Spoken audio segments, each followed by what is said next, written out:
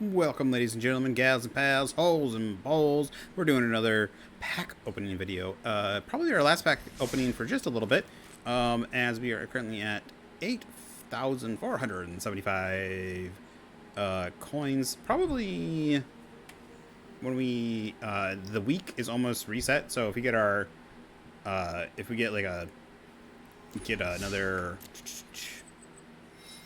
daily quests, which says in 46 minutes, and then our dailies and our weeklies reset in 46 minutes. So we'll probably actually get some packs reset then. So we'll buy some March of the Machine. We're going to be doing, again, this will be in the future once we open the ones we're doing now. We're going to be doing, let's see here,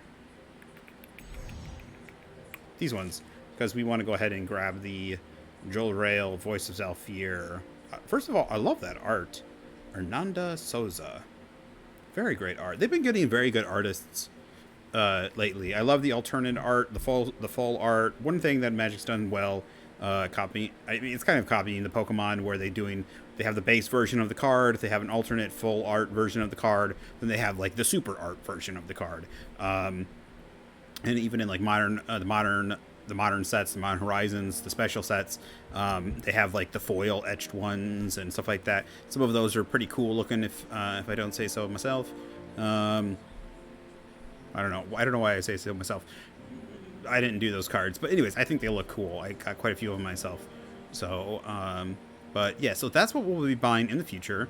10 of those. We almost got the 10,000. That didn't take too long. We would have had them already, but I bought something. I bought some sleeves for 2,000, and then we also bought 2 packs of regular March of the Machines for 2,000. So it would have only taken us about 5 or 6 days to get it, but it's taken us a little longer because I spent 4,000 coins on some sleeves and then on 2 other packs, so that I had a total of 10 packs for a different video. So yeah, getting 10 packs isn't that long. If you do the daily quest every day and just do the first couple of quests, which give you 100 and like 50 and 50 or something like that coins, you get a decent amount and you can get to 10,000 pretty fast. So, all right, let's go ahead and open these. Right now, we're going to be doing a variety like we did in our last pack opening. We did open the gold packs in the last opening, and that was pretty cool. There's some pretty cool cards in there. I got super excited over one from the March of the Machine Aftermath, which had a 2-drop artifact dinosaur ornithopter artifact creature. That's going to be going in one of my blue-white flyers decks. I love it. I love it. I love it. I love it. But anyways, I got super excited over that, over any of the rares or anything, because there wasn't anything that I saw from any of the meta decks.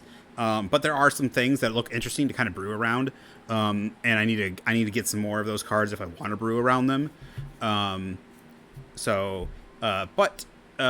definitely saw, I really need them because there's tons of cards I see that I'm really excited about in Pauper. There's like some common and uncommons. They really need to bring Pauper to Arena. Arena would be a great place for Pauper in Commander. I don't know why they don't have a setup, even if it's just playing with friends or playing with randoms.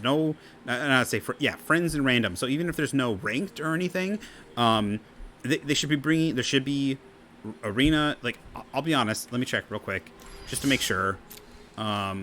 Play. Find a match.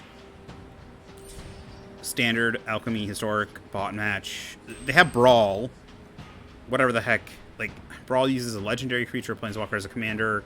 No more than one of each card. Standard Brawl uses cards legal and standard. Deck size 60 cards, including a commander. Standard and Historic Brawl. So, I mean, this would be fun.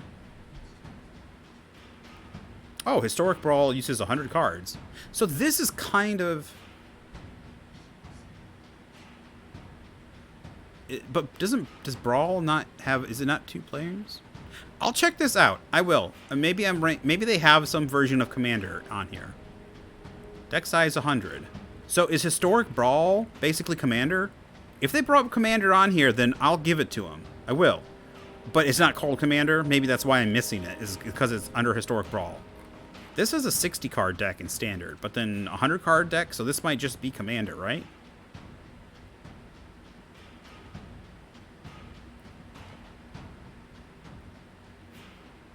So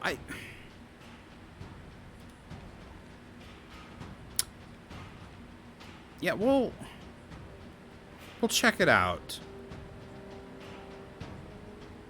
Yeah, we'll check it out and stuff, but I know this is the beginning of a pack opening video, I'm sorry. But yeah, I don't see any, maybe they call it just Brawl instead. I thought Brawl was something different. I know, I'll check out the difference between Brawl and we'll do that later.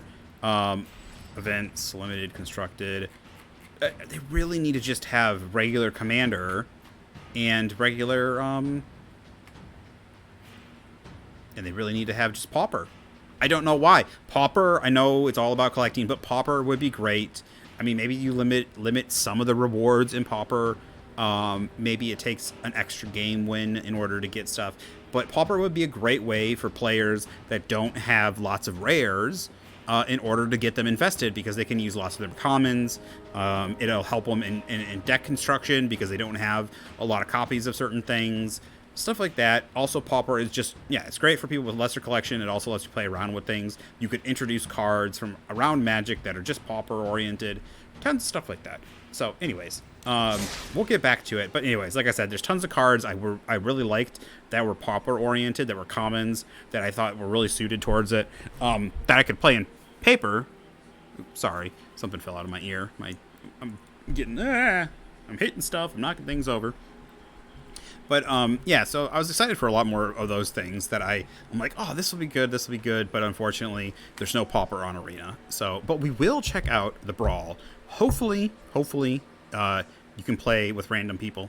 But, okay, so we're going to start off with Shadows over Innistrad Remastered, Phyrexia Alchemy. These look, I think all of these are free packs that we got when the sets come out, and I just haven't opened them. So let's go ahead and go from the back. We'll end with Innistrad Remastered as our reward, as Innistrad Remastered is, well, Innistrad.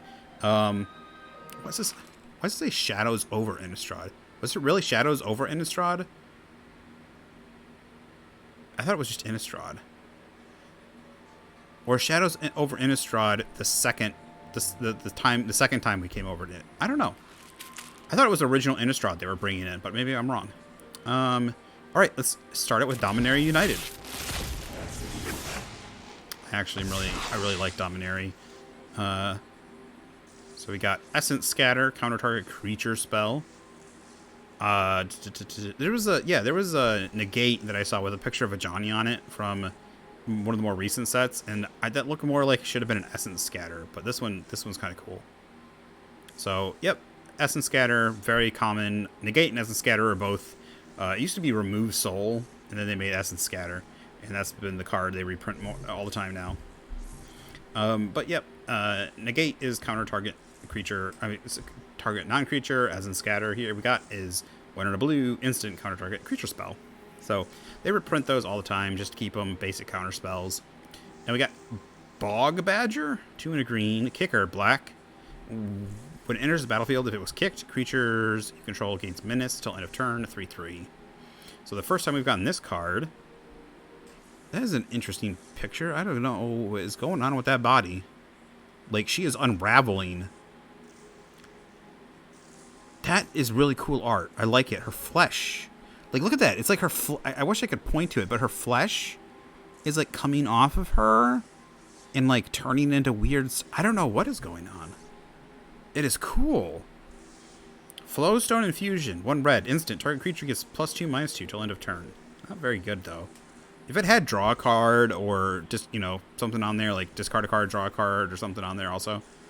Volshide Tide Turner. 1 and a blue. Tap, add blue. Spend this mana only to cast an instant or sorcery spell or a kick spell. Merfolk Wizard. 1/3. This actually might not be bad for my wizard deck, as it is a mana ramp. And I always need more mana for my spells. Then we got Phyrexian Ranger, 2 and a black. When it enters the battlefield, you draw a card and you lose a life. This is definitely used in Pauper Black, I believe.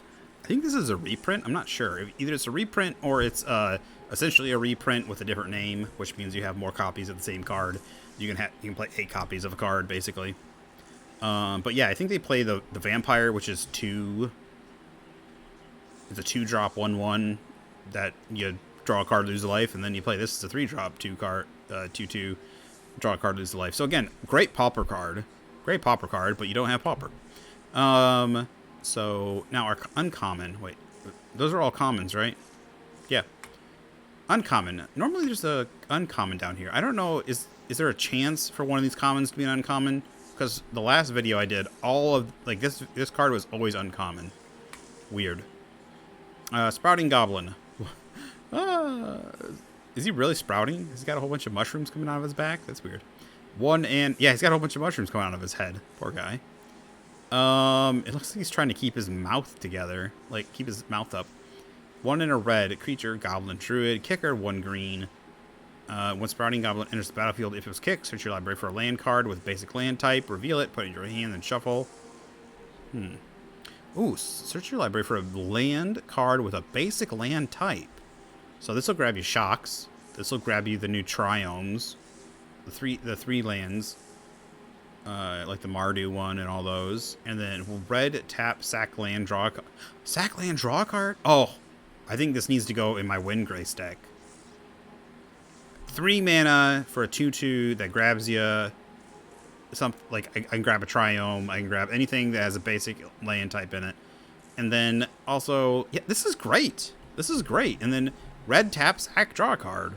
And I can get it. I can get back tons of lands from my graveyard very easily. I think I need that. I think I need that. So I like this. Unfortunately, I don't know where I would play this in Arena, but in Commander, I could play this easily in my Windgrace lands deck. Braids, Frightful Return. This is our other uncommon. 2 in a black. It has read ahead, so we can choose any of the chapters and skip to it. The first chapter is you may sack a creature. If you do, each opponent discards a card. Chapter 2, return target creature card from your graveyard to your hand. Chapter 3, target opponent may sack a non-land, non-token permanent. Non-land, non-token permanent. If they do, they lose... Wait. If they don't, they lose 2 life, and you draw a card. So it's all about... I don't know why the first one isn't each opponent discards card. I'd rather have it just say target opponent discards card. Unless, I guess your deck could be, it has read ahead, so the return target creature from your graveyard to your hand could be very potent. You could skip the first one and go straight to the second. I think this is definitely playable. 3 mana is not bad, and you're probably using utility or interesting creatures. This could be very useful in a sack deck. The ones with the, what's her name? I can't remember her name, but the 2-drop priest. She's like a 2/2 for 2. You pay a black, or you just tap her, sack 2 creature. I think you sack 2 creatures. You get 2 mana. Each opponent sacks a creature. You draw a card. They discard a card. Something like that, like a crazy amount of stuff. But in this, the you may sack a creature. If you do, each opponent discards a card. Maybe not very powerful, but is useful in case it's just another mode. But then number 2, returning the creature card from your graveyard to your hand, you can bring her back if she's dead, or you can bring back a lot of your utility creatures that you're sacking. So a lot of they have a lot of creatures that ETB and create 2 creatures, or they have a lot of creatures that when they die, they replace themselves. So you sack them, then you could play this, return them from graveyard, get them back, put them back on the field, and then And then the third one, the target opponent may sack a non-land, non-token permanent. So this will force them to sack something. And if they don't, so they can't do a land, can't do a token. So it's got to be a creature, artifact, something like that. Enchantment. So, and it can't be a token creature either. So, but if they choose not to, they lose 2 life and you get to draw a card. So, yeah, that's just bonus. That's just gravy. A lot of people would pay 2 mana just to return a creature from the graveyard. So, yeah, this is definitely playable. And the read ahead is the read ahead, so you can just skip part 1 and go 2, 3. I think this is definitely playable. I would definitely see at least maybe like a 2 copy or 1 or 2 copies of this somehow. I would slip this in like a sack deck, like the green black sack or the mono black sack or the red black sack. When I say red black, I'm not talking like the red black artifact sack. I'm talking the one with the priestess that she'll play around with a couple of red cards, but So yeah, I like that card. I think that's definitely playable in a historic, not historic, sorry, explorer.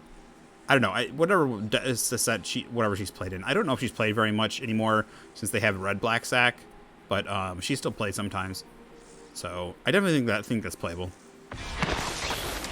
Now our rare, Rata Drabic of Urborg, legendary creature, zombie wizard. Sorry, just a second. I'm gonna just tilt the mic here just a little bit. There we go. 4 mana, 2 white black. 3/3, like I said, zombie wizard, legendary creature. Vigilance, ward 2. Other zombies you control have vigilance. Whenever another legendary creature you control dies, create a token that's a copy of that creature, except it's non-legendary. It's a 2/2 black zombie in addition to its other colors and types. Ugh.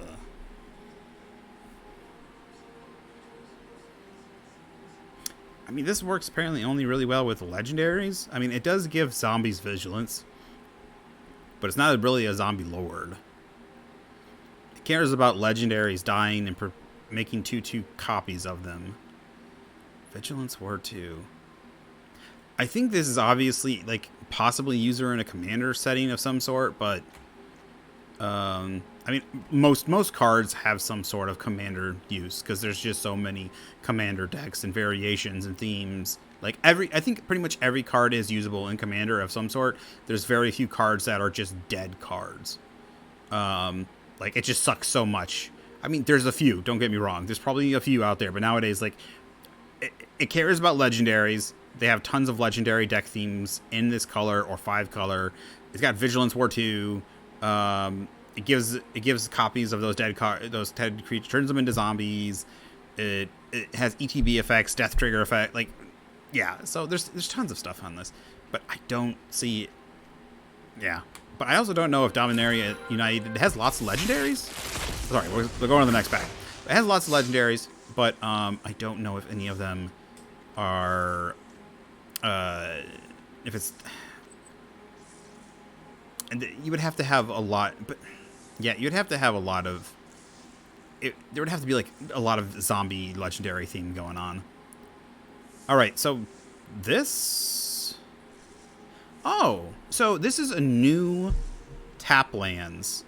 These ones. So a lot of the other ones that come into play tapped, that like gain you life, just enter tapped. This specifically is a tap land, Sunlit Marsh, but it is fetchable. It is a land, plains, swamp. So it's basically it's basically the old dual lands, but they enter tapped. I don't know if these are reprints or new cards. I have to know if they're reprints. I'm not sure, but yeah, it's a plain swamp, so it's fetchable. There's a lot of cards that have basic. Like, I don't know. I can't remember if the one fetch that we have in Explorer fetches basic type or only basics. I'd have to check. I don't think this is still fetchable because I don't think you can get triomes. But yeah, still has basic types. So this is play around. Like you could do things around with it. This is fetchable. This is another fetchable source. For Commander and a lot of other themes, the fact that this is fetchable, even though it enters tapped, is quite key. So it allows you to mess around and have it works well with mana fixing, even though it enters tapped. So I like that. That's cool. We have another one over here. We got the white-black one, and we got the red-white one. So it looks like the enemy colors, or the enemy ones are here. I like the art on these too. Pretty cool. Now we got Jaya's Fire NATO. I love the art on this. This looks like an older art, to be fair. Like it looks like an art that is there's an art from like some older sets that kind of looks like this, like original Dominaria or something. I like that. I like the use of the red, the white, the orange. The fact that like all of it is like red, white, red and orange with a little bit of white. There's just lots of red, and even the fire, the grass is red. I think this is I like it. I like it a lot. The poor person in the middle. Unfortunately, though, I don't think it. I wish they had used this on a this is a great art. Again, used on a terrible card. I hate when they do that. I hate when they use good art on bad cards. This should be like on a Lightning Strike card or like a Wizard's Lightning card or something. Oh, like I'm sorry, Jeremy Wilson. I feel bad for you. I hate it like when you're an artist and you're like, oh man, they pay like they're like, oh yeah, Wizards or somebody's, they're buying my art, they're paying me, they're gonna get it, and then all of a sudden you find out it's not a card that's never gonna be used, seen. It's just like thrown in the trash by everybody, and you're just like, oh. But I mean, okay, in a sealed format, like when you're doing sealed 5, okay, so it deals, it's 4 in a red for 5 mana sorcery, deals 5 damage to target creature or planeswalker, scry 1. In that case, it's not bad for what it does. 5 mana, it's 5 damage, 5 mana, creature or planeswalker, so it's not any target, but then you also get to scry. In a sealed format, this is usable, usable removal, but like I said, nowhere else. Kind of sucks. Next card, Viashino Branch Rider. Again, I love the art though. I just wish it was on like a 2-cost, 1-cost burn spell that was going to be played. Viashino Branch Rider, 1 red creature. Viashino Warrior, 1/1 creature. So it's a 1/1 for 1 red. Kicker, 2 in a green. Haste. If Viashino Branch Rider was kicked, it enters the battlefield with 2 1/1s. Counters on it. 2 in a red. It gets +2/+0 till end of turn. Oh, and it's not limited to only once per turn. I know it's pseudo fire breathing, and it costs 3, but it gets 2. It gets 2 for, so it's 2 for 3. I think this is even suitable for Pauper, like red green Gruul, like Gruul aggro or something, if there is one. A 1/1 for 1 with haste. If you pay, so a later game, if it's turn 4 or something, and you got this, you can bring in boobies. If you can bring this in as a 3/3 with haste, so a 1/1 with 2 counters on it, so a 3/3 with haste for only 4 mana, and then you also can back it up and even pump it for 3 mana to give it +2/+0. With all the modes on it, I see this as definitely a playable Pauper card. I don't know if there is like a Gruul aggro-y deck out there. I assume there probably is somewhere. But yeah, I see this definitely fitting in. It's usually you want to try and get something for, you want like a 3/3 for 3 with upside or something. But I think this plays well, especially with the fire breathing. A 1/1 for 1 haste, you get in early, you get another one in your hand late game. It's not just a low, cheap 1/1 for 1. It can get bigger. I mean, it can get bigger. Like, it just comes in as a bigger creature if you want to. And then also, you can make it even bigger in the attack slot for is the mana you have for it. So, yeah. I definitely see with all the modes on it. Definitely a good Pauper card. Just, I don't know if there's a deck looking for it. Shieldred's Restoration, a 3 in a black for an uncommon sorcery. So 4 mana, kicker, 2 in a white. Return target creature card from your graveyard to the battlefield. If the spell was kicked, you gain life equal to the card's mana value. Otherwise, you lose that much life. Exile Shieldred's Restoration. Okay. That's not terrible.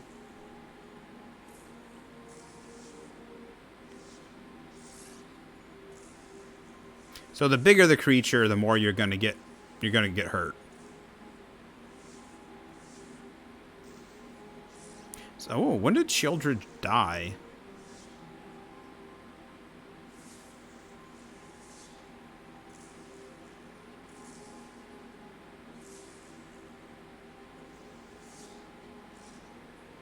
I thought Shieldred would be on, is she still on? Did she try to leave, my brain's not working. Did she leave, I thought all the Praetors and stuff were on, the artifact plane. I thought they were all on the artifact plane that they just took over, but apparently they're, I don't know if this is a flashback in time to the Brothers' War time, so we actually get to see it, or if this is after the Brothers. I don't know exactly where the story is on this, but I don't know. But I think this is definitely usable. Obviously dependent, because if you pay, like, depending on your deck style, but paying 4 mana, unfortunately, it's not like the best one that has flashback. It's like 5 mana to do it, and then if it's in your graveyard, you pay 4 to do it again. So I think this is playable though at 4 mana. The life, I'm assuming you probably play a creature that has life link or something. You'll probably be returning something like that from your graveyard. There's other ones too that are at 5 mana that have white that don't hurt you. So, all right, so we got an uncommon wild. Our rare is Threats Undetected. That is, you know what? That's actually a pretty sexy elf. She's not revealing too much, but those hips and that butt, Randy Vargas. Thank you for bringing back some sexy ladies to Magic the Gathering. I know they try to keep them out, but that's a pretty. I feel like that's an appropriate sexiness. That's how we got away with it. Those hips and that butt, ladies. Is she resting on a creature? Can't tell what she's. Is she laying on a rock? Huh. 2 and a green though. Threats undetected. Search your library up to 4 creature cards with different powers and reveal them. Opponent chooses 2 of those cards. Shuffle the chosen cards into your library and put the rest into your hand.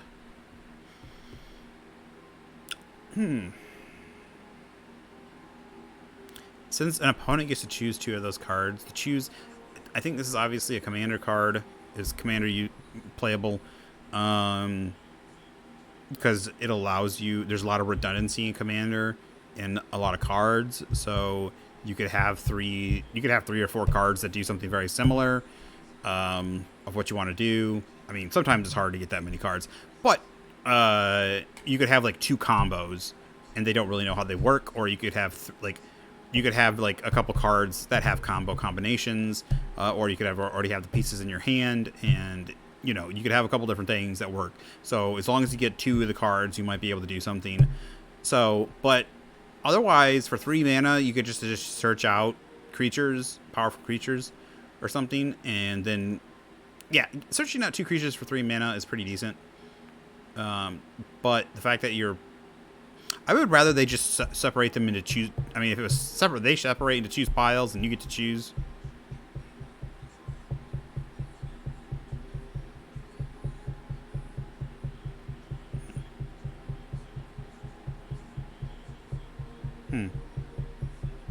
Also, I'll be fair, the art doesn't make sense. This feels like it should be on some sort of elf card or, gain life card or resting, like rest. Yeah, like some sort of gain life or something. But maybe. No, okay, it looks like she did. She stabbed a beast. Like she's gotten rid of the beast. It looks like she stabbed something. It looks like the picture needs to be zoomed out just a little bit so you can see what she killed. It looks like she stabbed something. Like she's killed 2 of the one of the beasts that you chose. But there's other beasts that she doesn't know about kind of scenario. What they should have done is zoomed out just a little bit, and in the background there should be a beast looking at her, like something in the trees or something. That would have been great. That's why it's threats undetected. But maybe there is something in the background I don't see. I don't. No. Okay. But anyways, good art, sexy lady. I wish she had a little boob window right in here. That would be perfect. But otherwise, nice hips, nice thighs, nice butt. They finally letting some sexiness back in. For years, some of the art was I'll be honest, some of the art was just terrible for years. All right, next pack. But I think they've done pretty well on some of the artists now. Scouts of the Wilderness, 2 and a green for a common sorcery. Kicker, 1 and a white. Switch your library for a basic land card. Put it on the battlefield tapped, then shuffle. If the spell was kicked, create 2 1/1 white soldier creature tokens.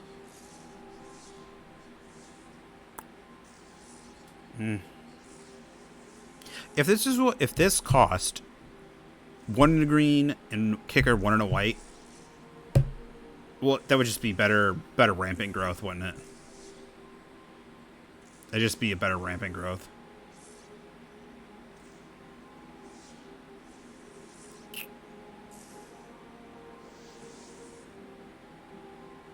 I don't know why you can't. I don't know why you can't make a better rampant growth, to be fair.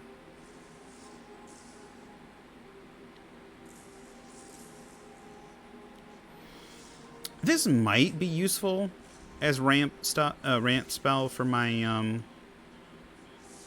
green-white tokens, but I don't know. It might be too low on the. I might have just better ramp, just more focused ramp. You know, like uh, um, I can't remember, but there's other better 3 ramp that ramp you faster or give you more land. One in the field, one in your hand usually. But I mean, this will obviously a little bit better late game when you have 5 mana. You can also get tokens off of it in case you don't have any. But I don't know. It'll be interesting. This could be a pauper card, but it depends on which one. Ramp and tokens. I like the card. I just don't know. I don't know about it. Argivian Phalanx 5/6. I mean, I feel like it's appropriately costed for what it does. If it put the basic into play untapped for the 3 mana and then you had the kicker, I think that would definitely be worth it. Unfortunately, it doesn't. Because like rampant growth for 2 mana puts it in tapped, but that extra cost for untap would be nice. All right, Argivian Phalanx, 6 mana, 5 and a white. Creature Human Core Soldier, 4/4. This spell costs 1 less to cast for each creature you control. Vigilance. I definitely see this being as a common pauper card. It costs 1 less for each creature you control. Yeah, a go wide tokens, or just any go wide deck says you get a 4/4 vigilance. Basically, you could easily get this for 2 mana or 3 mana. Yeah, this is going to be a pauper card, I think. It has affinity for creatures. Yeah. Maybe you don't play 4. Well, maybe you do, depending on the cost of your other creatures. But yeah. Cheap 4/4 vigilance.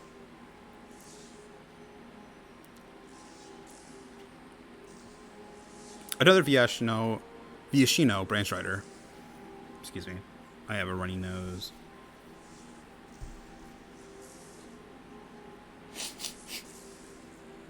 There we go. Oh yeah, Viashino Branch Rider. Definitely think it's a good card. Again, I think it's definitely somewhere in pauper. Common Wild, Crystal Grotto, enters the battlefield, scry 1. This card I like. Enter the battlefield, scry 1, tap for colorless, and then a filter card. Doesn't enter tap like tons of other filters. Taps for, scry 1, no ETB tapped. ETB scry 1, tap for colorless. I'm pretty sure this isn't a reprint. I could be wrong though, but a lot of the other filter cards ETB tapped. The scry 1, unfortunately, yeah. I like it. I think that's a good card. I think there's decks out there, both common, pauper, and otherwise that'll want it. Can't think of any off the top of my deck, but the scry 1 definitely. There's decks that use what's it called? The Zulfiran Void. Yeah, Zulfiran Void, which is colorless. I don't know if it matters if that is colorless, but it's a colorless card, I think. Well, all lands are colorless, so this is colorless. But Zulfiran Void enters the battlefield, scry 1, tap for a colorless. I think that's what it does, right?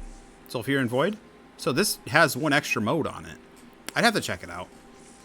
No. So another, our first uncommon, Vohar, Vodalian Desecrator, blue-black, legendary creature, Phyrexian Merfolk Wizard. 1/2. It's a 1/2. Oh, this is a legendary. Okay. Tap, draw a card, then discard a card. If you discard an instant or sorcery card this way, each opponent loses 1 life and you gain life. To sack him, you may cast an instant or sorcery card from your graveyard this turn. If that spell would be put into your graveyard, exile instead. Activate only as sorcery. Why? Why activate only as a sorcery? You want to cast instants or sorceries. Why would you activate only as a sorcery when you want to also just let it... Why let me cast instants only at sorcery speed?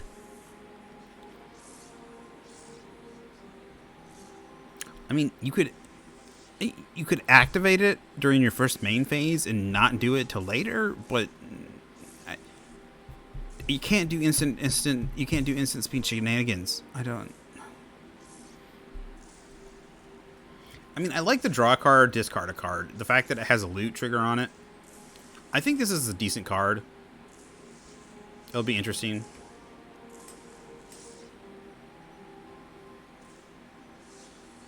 It'll be interesting to see. It could go in a shell. But I don't know what's in standard. Ah, Squee, Dubious Monarch, legendary creature, Goblin Noble, 2 in a red. Haste, whenever Squee, Dubious Monarch attacks, create a 1/1 red goblin creature token that's tapped and attacking. Isn't this a reprint? Wasn't this in like another set before? You may cast Squee, Dubious Monarch from your graveyard by paying 3 in a red and exiling 4 other cards from your graveyard rather than paying its mana cost. What? You're paying more than its mana cost, but yeah, I see. Just say, I mean, I don't know why it's not just says pay the alternate. Why does it say pay the alternate cost instead of saying rather than paying its mana cost? Just say pay, you know, just say alternate cost or something in the card. But anyways. Yeah, Squee, another token production. I like it. I like all the I like all the goblin skulls and everything around him, but he's still alive. He's still alive. He can come back whenever. I like this Squee, the fact that he makes tokens like a lot of other goblins that make tokens, and the fact that he comes back. A lot of the other Squees, I mean, there's a Squee that comes from exile also. You can cast him from your graveyard or exile. That's a fun one. So, okay. So that's the last one from there. I like him. I think he's usable. Obviously, he's a token shenaniganry. He might actually be playable in a goblin, in goblins, since he can constantly come back from your graveyard. You got to exile 4 other cards from your graveyard. That's not that terrible. And 4 mana ain't. We're gonna go to the Brothers War now, but this is Alchemy.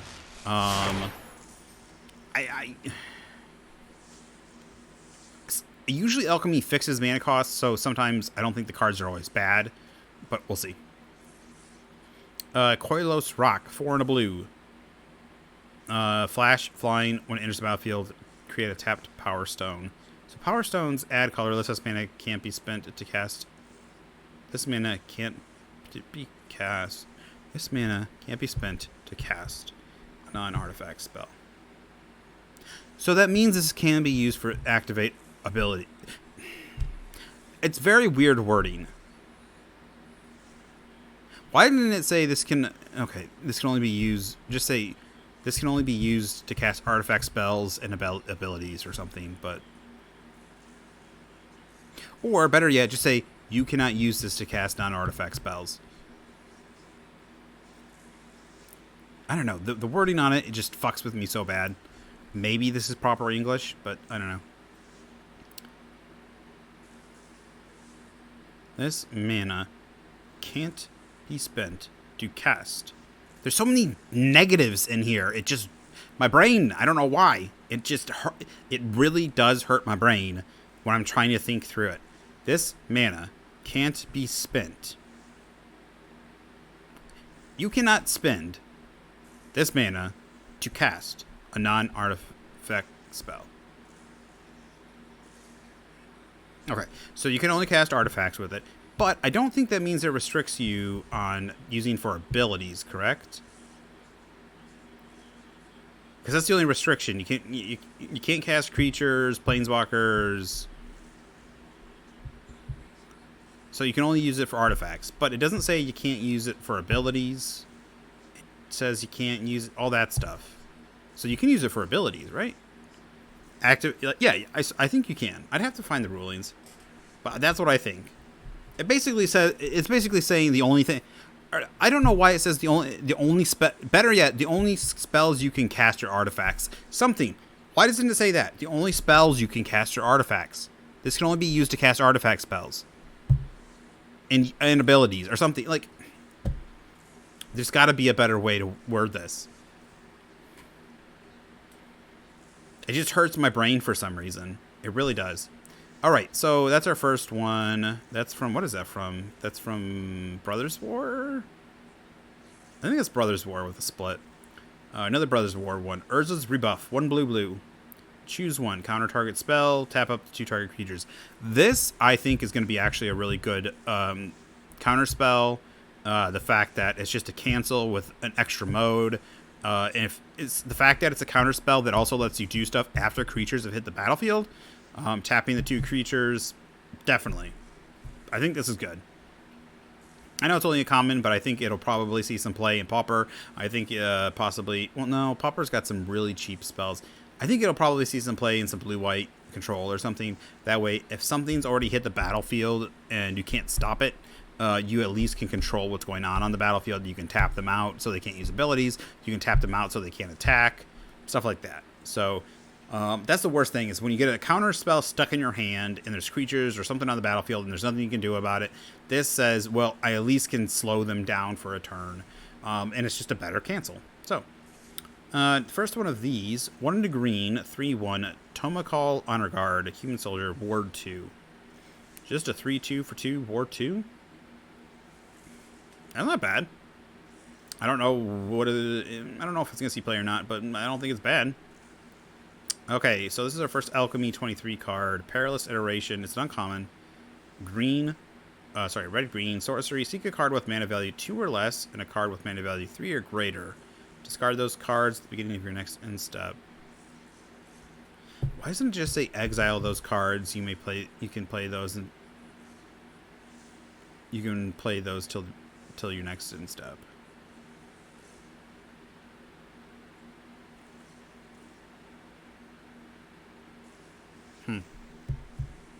I don't know why it says... I don't know why maybe there's hand shenanigans it allows. If they simply said exile those... I'll be honest, I don't like the seek mechanic. I don't like them bringing in mechanics to Arena that you cannot... You basically can't do correctly or you just can't... It's impractical to do in regular Magic.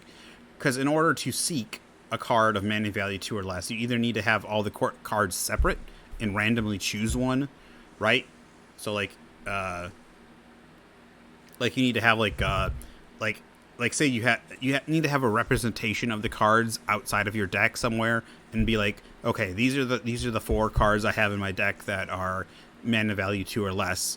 We're gonna roll a dice, and this is we're going to roll a 6-sided dice. This is 1, 2, 3, 4. This is 1, 2. Basically that's it. Here's 3 cards. This one's 1, 2. This is 3, 4. This is 5, 6.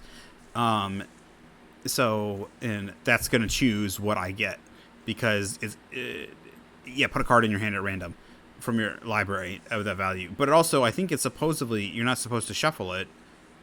Yeah, there's no shuffling or anything. It pulls the card out at random, and then it doesn't shuffle your deck afterwards. So in this case, to use it, you would have to shuffle your deck after. Yeah, I don't like that they do this. Making Arena Magic different from Paper Magic really shouldn't happen. Just don't do that. Don't do it. Why would you want to make them a different thing?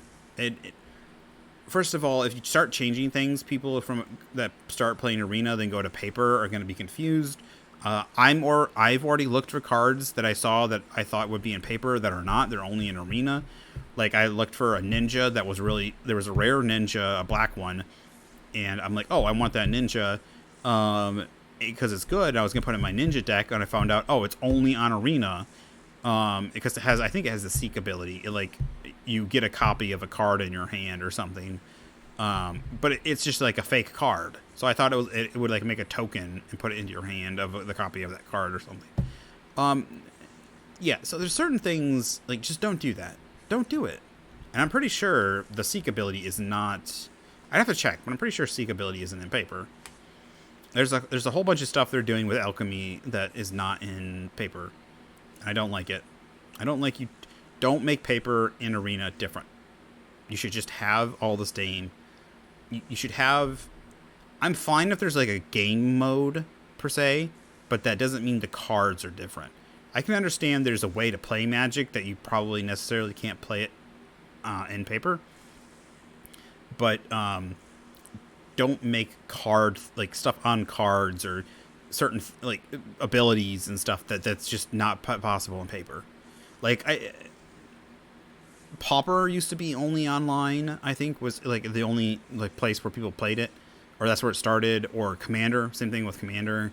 It used to be only in paper, or I don't know. There's certain things that only started in certain areas, or like they have a version, like they have Cube. I think Cube used to only be on Arena or not Arena, on MTGO, Magic the Gathering Online or something, because it required so many cards.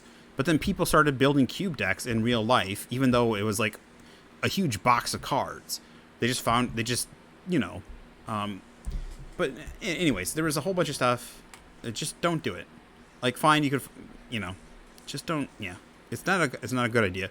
It can really confuse people. It separates the communities when it comes to making different cards for Arena, different cards for paper, and making abilities that you cannot do in paper Magic. Either from legality reasons, or it makes it just impractical to do. So, like, I can't randomly know where the cards in my deck, pull them out, and if the card doesn't say, if they'd have to, I think they'd have to errata this for me to say, randomly get those cards and then shuffle my deck or something, because you'd have to go through, randomly choose the card before you search your deck.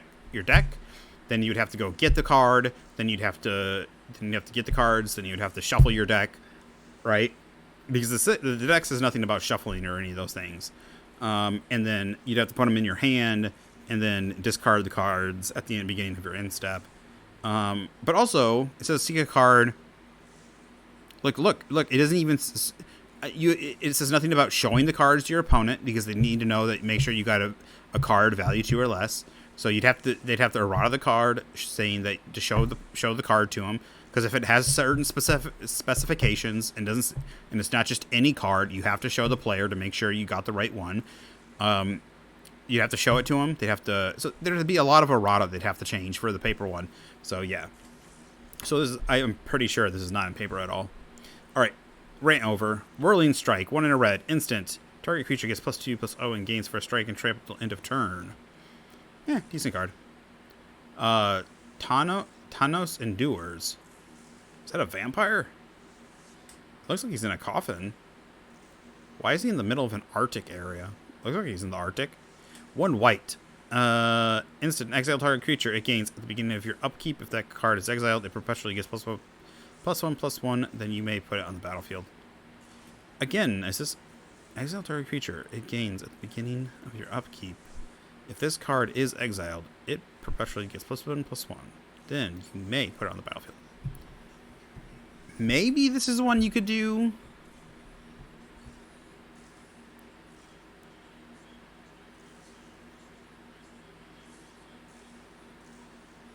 Okay, yeah. The perpetual effects, again, yeah. Because the effects are not removed from this card that change zones. Perpetual is stupid. Because if it's put back in your deck, this card still keeps those 1/1 counters. There's no way to mark that this card is this card.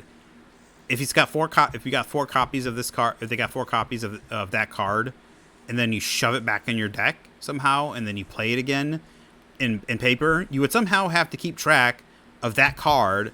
You'd have to like put a piece of paper in there, or you'd have to mark it somehow, which is illegal. Like, you'd have to somehow know that that card is the card of the 4 or 3 copies of you have, and you would have to know that that's how many counters. You have to keep track of it throughout the game. So again, perpetual. Like, I know they want to try ideas and stuff, but that's not. It's not possible in paper Magic. You'd have to keep track of it throughout the game. If it gets put in the graveyard, that's possible. If it gets put in exile, that's possible. But then if it gets put back in your deck, and it gets shuffled around, how am I going to keep track of that? It got 5/1/1 counters on it, and I have to know which copy it is. And say I have 2 or 3 copies left in my deck. How am I supposed to know? You can't stick something in there. That's considered cheating. You can't mark the card. That's considered cheating, front or back. Well, as far as I know, marking the front is considered cheating as well. Not marking the card, but marking the sleeves. I think marking the card is all because you can do art and stuff on the card as long as it doesn't. But I think marking the card sleeves is considered cheating, even the front, because you could possibly somehow identify it via something. So yeah. Anyways, another rain over. Oh, Chromatic Star. Now, this is a good card. This is definitely playable in a lot of things. Definitely fun card. It's a one colorless artifact. One tap, sack it, add a mana of any color. When it's put into the graveyard from battlefield, draw a card. I actually have a couple copies of this exact one. I got a whole bunch of them because they used to be like $10 a piece. But then when they reprinted them during the Brothers War, the Brothers War, I think. Either Brothers War or Dominaria, they reprinted these, and they were finally cheap, so I got a whole bunch in the old frame set. Our rare is Rare Wild. That is what we need. I will take that. Thank you. All right, next pack. Sorry after ranting. I just love Magic. I really love Magic so much you can just talk about it. Like, dumb decisions, smart decisions.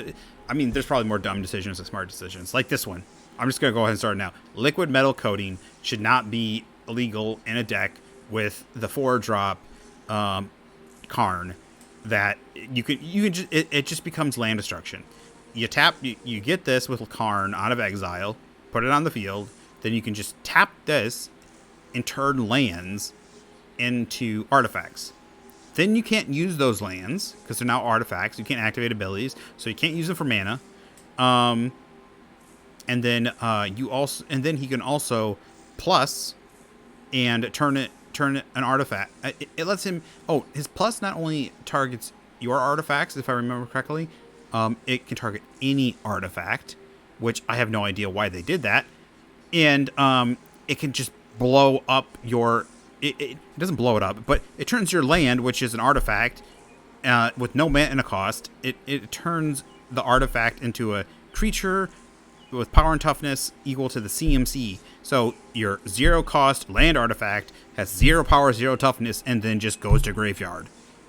So Liquid Metal Coating in the 4-drop is just land destruction. I've had that played against me twice. Twice? I think once so far. Twice maybe. It just... Oh my god. It is a terrible idea. The fact that they printed this... It's a good... I mean, it's a fun card. But the fact that they allow that combination... That's what I'm talking about. Certain combinations of card. They try to stop and prevent land destruction and not make it a viable thing. But that is just it's an extremely viable it's extremely viable. It's just too easy. So yeah, Karn, the rare Karn and this should not be allowed to be together. Stone Retrieval Unit. Stone Retrieval Unit? Okay. 4 CMC, colorless, artifact creature construct. When it enters the battlefield, create a tapped Power Stone token. Combat Courier. 1 CMC, artifact creature construct. Pay 2, sack it, draw a card, unearth for a blue. That seems playable and stuff. The fact that you got sack, draw, and then you can unearth it and draw again. Return this card from your graveyard to the battlefield. It gains haste. Exile it. There's no tap either, so you can attack with it, deal damage, and then sack it. And then the unearth, pay a blue, attack with it, deal damage, or if it gets blocked, sack it in response. So that, yeah, you don't have to tap it to... I like this card. I think this is a very playable card at Pauper. Yeah. Combat Courier. Card draw. Yeah, very good. I like it.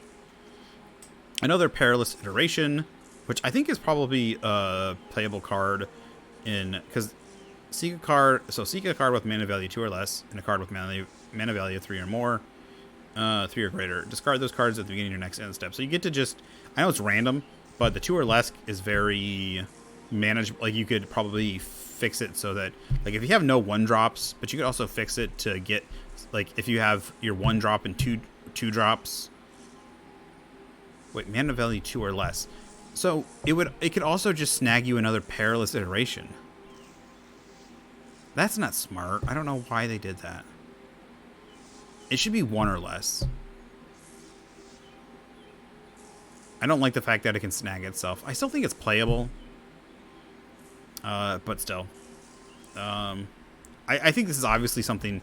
discard those cards at the beginning of the next...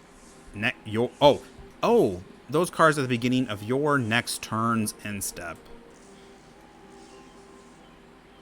It's also seek a card with mana value 2 or less. So it could also snag you a land. Yeah, it's completely random.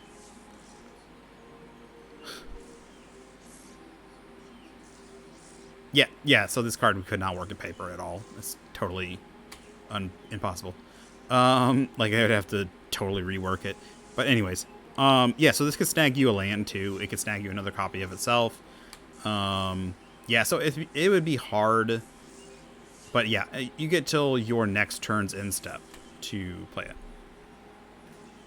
Oh. All right, so I think it's playable, and I think I've seen it played actually. But yeah, it'd be interesting to see. Phyrexian Infiltrator, but it's also in red and green, so getting cards in red and green is something hard to do normally. So that I think that's an interesting card. Phyrexian Infiltrator. 1 and a black. Whenever you sack another permanent, put a 1/1 counter on it. I think that's playable. I even think that's a possible play, possible popper playable card. It's a payoff card. There's a 1-drop that does the same thing whenever you sack a creature or a person. I think it's a person sacrifices something, or a creature dies. You get to put a 1/1 counter on it. So just a 2/1 for 2 that does the same thing. You get 2 payoff creatures now. There's probably more out there too, but yeah, I think it's definitely playable. In Pauper, anyways. That also might be a payoff creature for some of the other sack decks. The fact that you can grow this guy significantly, you could easily turn into like a 6/6, 7/7, 8/8 with all the sacks out there. Sacrificing. I'm surprised I haven't seen it yet. Alright, for first uncommon, piece it together. 1 blue, sorcery. Starting intensity 1, draw a card. If piece it together's intensity is at 4 instead, take an extra turn after this one. Perpetually increase piece it together's intensity and the intensity of cards named piece it together in your graveyard, hand, and library by 4. Oh my god. Okay. Perpetual effects are not removed from cards that change zones.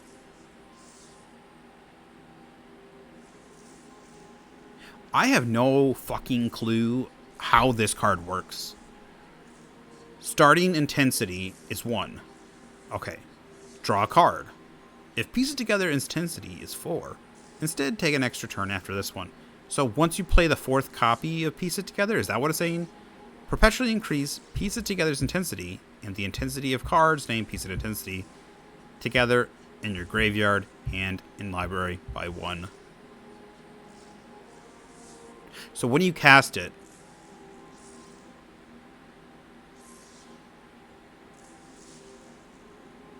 so you cast this, right? And it said it's starting intensity. So you don't have to. So no, you only have to pay. So the first one starts at intensity 1. You draw a card. Okay. And then it says if it's 4, also. Oh, draw a card. If intensity is 4, instead take an extra turn after this one. So start at 1, draw a card. Skip the rest of the text because it's not turn 4. And then increase the intensity in your hand, in your graveyard, and library by 1. So 2. So you're at intensity 2, right? By the time you've played the first card. Then, right?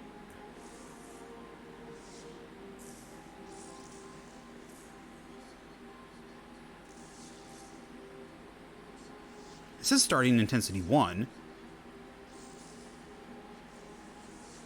So you play 1 card, and it's already... So once this is resolved, you're at intensity 2. And then you play card 2, you're at intensity 3. And then you play card... Wait. Play card 1, you're at intensity 2. Play card 2, you're at intensity 3. Play card 3... You don't get the intensity till the end of the card.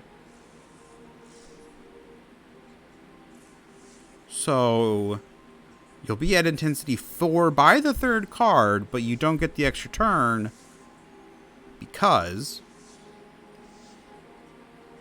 yeah. So you don't get the you won't get to take an extra turn until the last one. So this might work in a cantrip thing. But you have to play all 4 of them to get the extra turn. This is giving me... These cards are giving me a headache.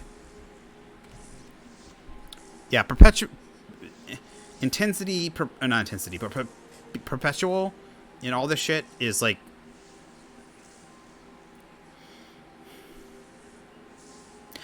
I don't know why doesn't it just give you the counters? Give you a such and such counter, and then the card is based on the counter given to you. Like remember the level counters or learn the counters that you used to get from those commanders? You could get the counter instead of the card. If they gave the counter to you, and then like they were specific, like they had different counters for each card, like have a counter specifically for the card, and then each of the cards, right? Now this one actually affects each of the cards. So it doesn't matter which one you play. The intensity increases each time, so you just leave a dice out, and you can level up the intensity every time you play one. Instead of having to keep track of each card in the deck in case it gets back into the deck. There is a way, I think, that you could do it where it gives you some sort of counter, like named after the card, but it affects each of the copies of the cards you have. Like the count, remember the learn counters. So even if you played a different copy of the card, or if it went to the command zone, you still had the counters, and then when it came back, you still had the same amount of counters. It should do something like that instead. That way, Perpetual was a mistake. They either need to errata it, so Perpetual is something else, or something. Liquid Metal Coating, I like the card, but it works in combo with like one or two cards that is just cancer. Those need to be not banned. They need to change it. This would be a perfect way to try what I say and make it so two cards cannot be banned. A combination of cards in a deck. This should not be able to be. You shouldn't be able to blow up your lands. You just shouldn't be able to like that. It's not fun. You can't play Magic that way. Each turn you get to just blow up a land. Yeah. The rare is Phyrexia Antiquarian. Is that a word? Okay. 3 in a red. Human Artificer. 3/3. Haste. When this card enters the battlefield, conjure a duplicate of another target non-token creature or artifacts you control in your graveyard. The duplicate perpetually gains Unearth 2.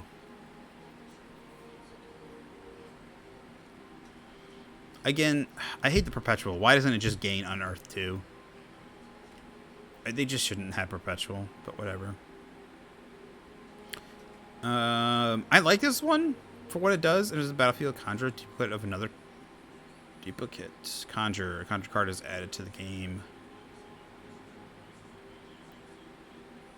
I don't know why it doesn't say create this. This is so stupid. Create a token of another non-token creature or artifact you control in your graveyard. Then it gains Unearth 2.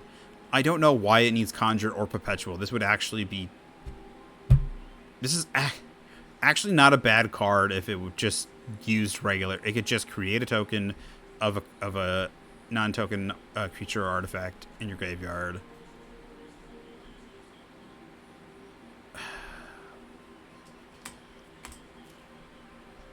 Yeah. Anyways. Fortunately, none of these cards I can pretty much play in Commander. So on to the next pack. Some of these cards, the ones from down here, I can. Scatter Ray, 1 in a blue. Instant. Counter target artifact or creature spell, and this is controlled by 4. Interesting. I kind of like that one. The art on there is pretty cool, too. It looks like he jizzed all over him. Oh my god.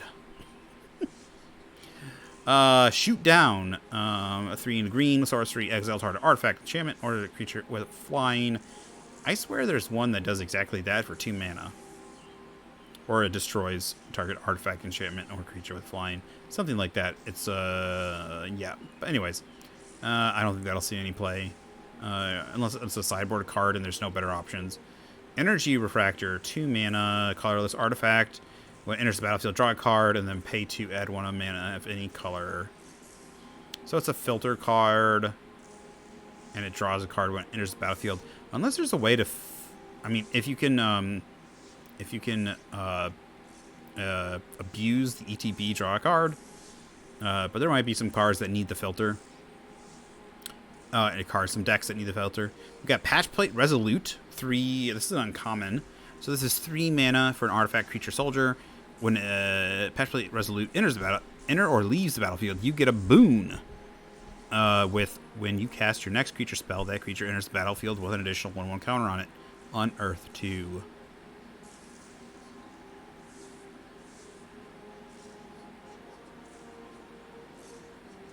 See, this one, I don't know if boons are actually in Paper Magic, but this one actually works, because you simply get, like, a thing, simply, like, sending a creature on an adventure, you get, like, a token, or you get, like, an effect that lingers over the field, that until the next time you play your next creature, an effect that lingers until you play your next creature. You know, so when you cast, like, this one, I think the boon, I don't know if it's in Paper Magic, to be fair. I haven't seen any lately. I haven't seen any cards that have it. But the boon seems like it could totally, like, they can't interact with it. It's kind of like a emblem. You get like an emblem that says when you cast your next creature spell, and then it goes away. So this actually seems playable. A 3/3 for 3. When it enters or leaves the battlefield, you get a boon with when you cast your next creature spell, that creature enters the battlefield with an additional 1/1 counter on it. Yeah, this one seems like it actually works. I can see boons, and I can see this card actually being usable in Paper Magic. And I actually like the boon. That actually works. Like something, an emblem, something that sits off a world effect or something. Like I said, it sticks to you. I think there's a card. There's that enchantment, right? There's that enchantment that says until the end of your turn. It's kind of like that, until the end of your turn.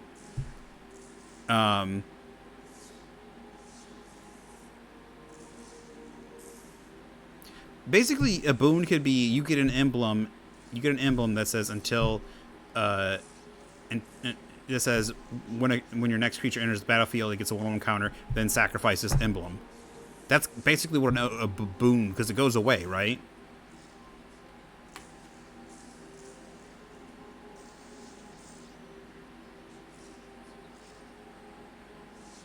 Now, I can't tell. It doesn't seem right, because the boon leaves the battlefield, doesn't it? It doesn't stay. When it enters or leaves the battlefield, you get a boon. Yeah, I think it doesn't tell me what a boon is. When you cast your next creature... Yeah, it says when you cast your next creature spell. So it's only the one. Okay. Yeah, I like that card. Yeah, and I think that could actually work in Paper Magic. Unleash Shell, 5 mana for an instant, 3 red. Unleash Shell deals 5 damage to target creature or planeswalker and 2 damage to that permanent's controller. I mean, I could see that being used in sealed and stuff, but I don't see it being used anywhere else. Melt Through, for 1 red, instant, deals 2 damage to any target. If it's a creature, it perpetually gains. As long as this creature is on the battlefield, damage isn't removed for it during its cleanup stat. See, this is an actual... I don't know why it says perpetually gains. Yeah, okay. This effect, again, isn't... So, you would have to... Again...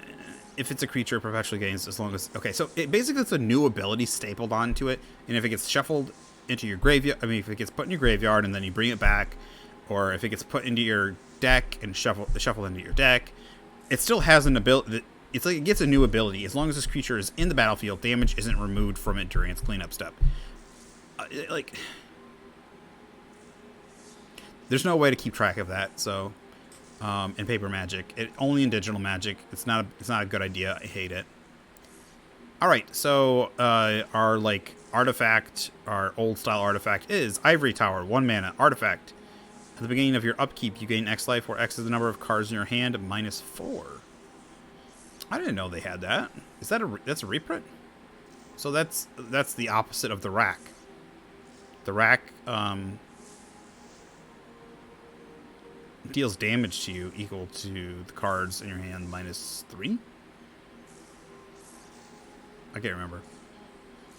But yeah, I didn't know there was one of those.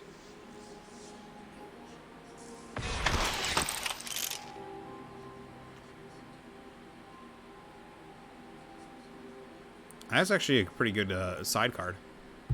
Oh, this makes copies of Midnight Clock. All right, Rusko, Clockmaker, 2 blue-black, legendary creature, human artificer. When it enters the battlefield, conjure a card named Midnight Clock onto the battlefield. Whenever you cast a non-creature spell,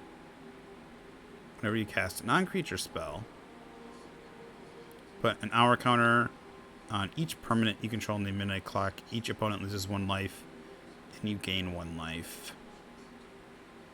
Again, I don't know why you need to conjure. Oh, okay, that's right. Conjure is a... You could technically use this card, if you eroded it, to make create a token of Midnight Clock instead. Because a conjure, it actually makes a card in which you could... It's like you get a 6... Like if your deck is 60 cards, you now have 61. It just... Out of thin... It just gets made out of thin air. Just pop out of thin air. And then it... And then if they bounce that thing, right? If they bounce it, it goes to your hand, and that card's in your hand now. It's not like a token. If they destroy it, and now goes into your graveyard, there is a copy of it in your graveyard. So you could just bounce Rusko. Can you have like 10 copies of Midnight Clock if you just keep bouncing them? Oh, not bouncing them. If you keep blinking them or something?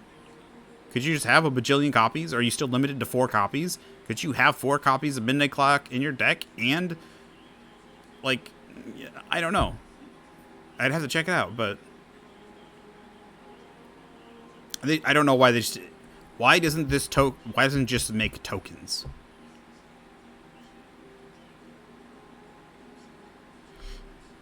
Just make... I don't know. They should just make token copies. Anyways, I mean, I like the card. The card is interesting. The fact that it shuffles in your graveyard. Because then you get the clock. You have ways to put stuff on the clock faster, but also casting things non-creature spells. So it works with artifacts very well. Each opponent loses a life and you gain a life. So you could the idea works with it really well. It costs 4 mana, but usually if you're playing this type of deck, you're playing a little bit more of a mid-range, longer game than you are fast. So. All right, next pack, and we should be getting a Mythic Rare Wild after this. Ooh, that's nice. Another Energy Refractor, 2 mana. When it enters the battlefield, draw a card. Pay 2 to filter. Takazia Dig Site. This one I think I was interested in. I'm actually going to use in some colorless artifact deck. It's a land, it taps for colorless, and you pay 3 and tap it to surveil 1. So it doesn't surveil on ETB, but you can just continuously do it for 3 mana. Or technically 4. You're paying 3 and tapping it, so you're using 4 of your lands. Raise to the ground, 2 in red. This spell can't be countered. Destroy target artifact. If its mana value was less than 1, draw a card. That's not bad. So if it's something really cheap that you're using more mana to spend on, you get to draw a card for it.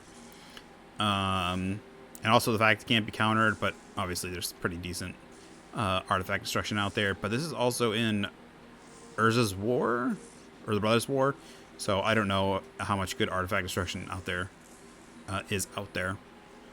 I don't think they have the one artifact destruction with flashback, the 1 red and then flashback green. I don't think that's in Arena yet.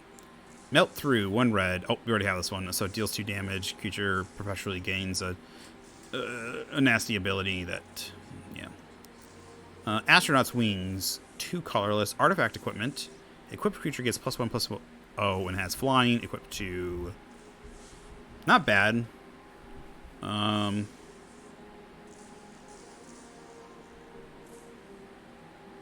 know if it'll ever see play.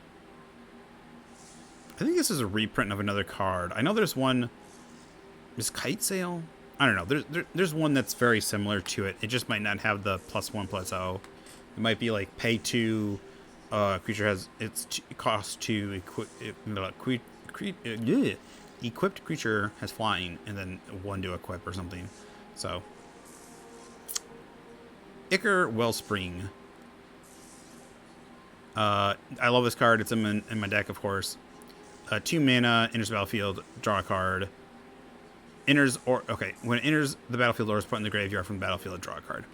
There's the other one too. There's another one like this, same mana cost, that you get to search about. It rampant growths you. No, it puts it in your hand though. When it enters the battlefield or goes in graveyard, you get to search out a basic. Put it in your hand. We got a uncommon wild, and the rare is Yoshian Courier, red blue. I like the art. Here's a little blah. Too many of them have like buzz side heads and stuff. It's like, can we get long flowing hair and old style fantasy stuff again, please? Creature, human artificer. So red blue for a human artificer, 2/2 flying. When it attacks, choose one that wasn't chosen during your last combat. Create a tapped Power Stone token. Seek an artifact card with mana value equal to the number of Power Stones you control. I see that as some usable card. Seek a card to put at random from your library in your hand. Okay. I mean, unfortunately, this could be reworked actually to be a playable card in regular Magic, but I do like the idea of it. It doesn't have haste, of course. If it was like a 1/1 with haste, I would yeah, that would be great, just to get that tapped Power Stone in or get that artifact already. You could also turn one, so you could, if you have a 0-cost artifact, you can snag that right away. But also, it does seek, so it's random. But if you have like 4 copies of a single or 0-cost artifact, then it'll snag that right. It'll automatically snag that. So I like that card. Unfortunately, it doesn't have haste, like I said. But the flying evasion, I think it'll play nicely in an artifact deck. That's actually a deck. That's actually an artifact that in my head I'm kind of thinking as a build around. Ooh, Springleaf Drum. I love that card. That's obviously I used to play the original Affinity deck. Well, I say original. That's not the original, but the one that was in Modern for a long time, before they banned Mox Opal, and of course Springleaf Drum was part of it. So new card here, Brothers War Trench Stalker, 4 and a black. Creature, Beast Horror. As long as you've drawn 2 or more cards this turn, Trench Stalker has Death Touch and Lifelink. That's a weird ability on black. Drawn 2 or more cards. I mean, you have to draw 1 additional card. I mean, there are ways in black to draw additional cards, but then you would have to be in another kind of shell, like a blue-black shell or something. But I think there's better cards in a blue-black shell.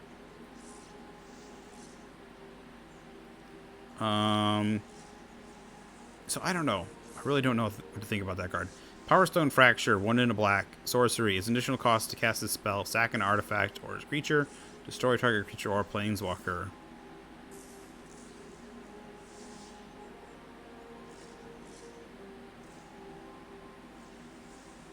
Isn't there one that cost only 1 that does the exact same thing? It's either it's like 1 black. Maybe it doesn't hit planeswalkers. But I thought there was one for 1 black, or pay 4 extra mana. It's either sack a creature or pay 4 extra mana and destroy target creature or planeswalker. Maybe it doesn't say sacrifice an artifact. Maybe it's just creature. This might be playable in Pauper, but I'm not sure. There's some pretty good removal and I love the art. Yes, I don't think this is that great, but it might be like a slot in one of or something. But in Pauper, it doesn't care about the planeswalker because we have no common planeswalkers, and I think we have better removal overall. I love the art on this one. It kind of feels like the original Ravnica set. Paulo Parente. I have to look to see if Paulo's done any of the. Yeah, it looks like some of the stuff you would have seen in Izzet and stuff, but some of the Izzet cards, yeah.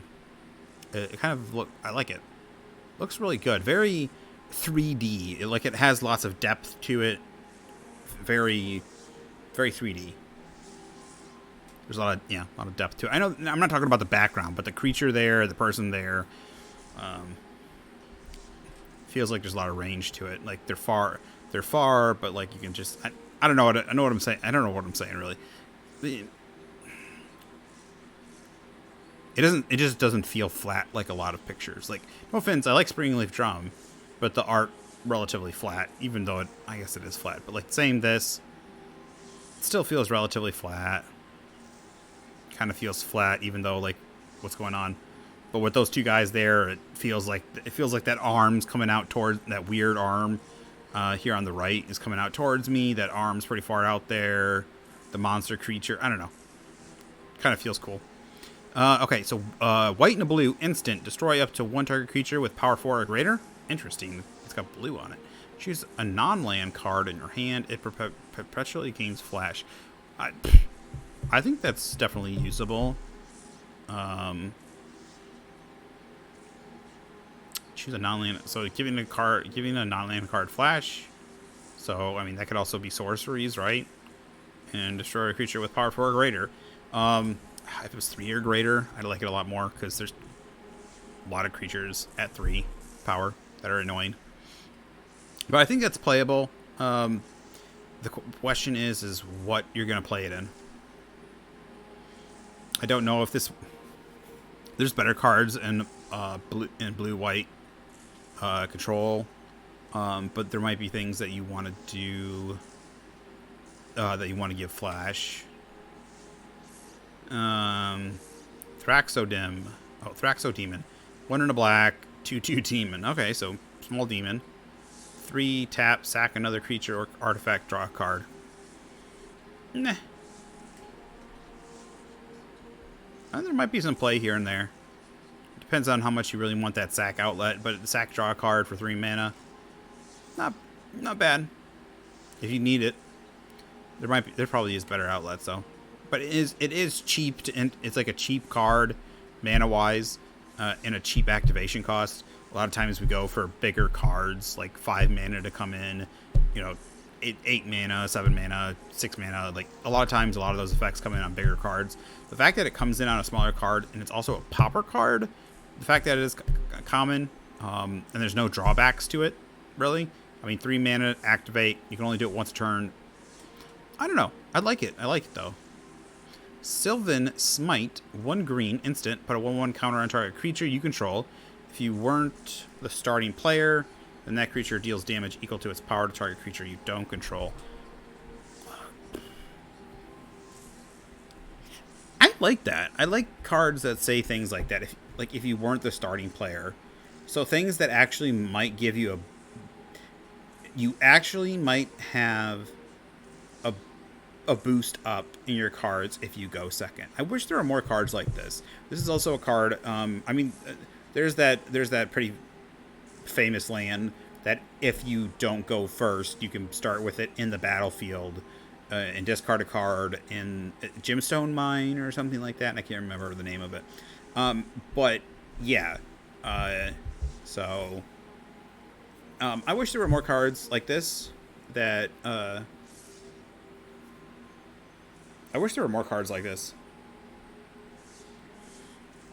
It would, a strategy for going second. I would like that, but all right. And like I said, Springleaf Drum, this would allow for more artifact. It looks like they're trying to bring some more artifact stuff in for maybe some artifact shenaniganry. I'd really like for some artifact. I would love to just be able to build my red-blue artifact deck that I did back during Magic Origins. If they can bring in Ensoul Artifact and Hangerback Walkers, then that would be really cool. Darksteel Citadel, just some basic stuff. I would hope Darksteel Citadel is one of the cards that's in here, but I don't know. All right, our rare. Okay, Urza's Construction Drone. Urza's Construction Drone enters the battlefield. Conjure cards named Urza's Mine, Urza's Power Plant, Urza's Tower into your library, then shuffle.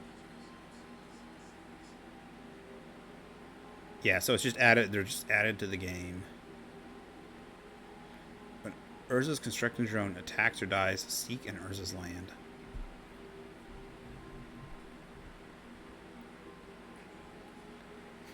Huh.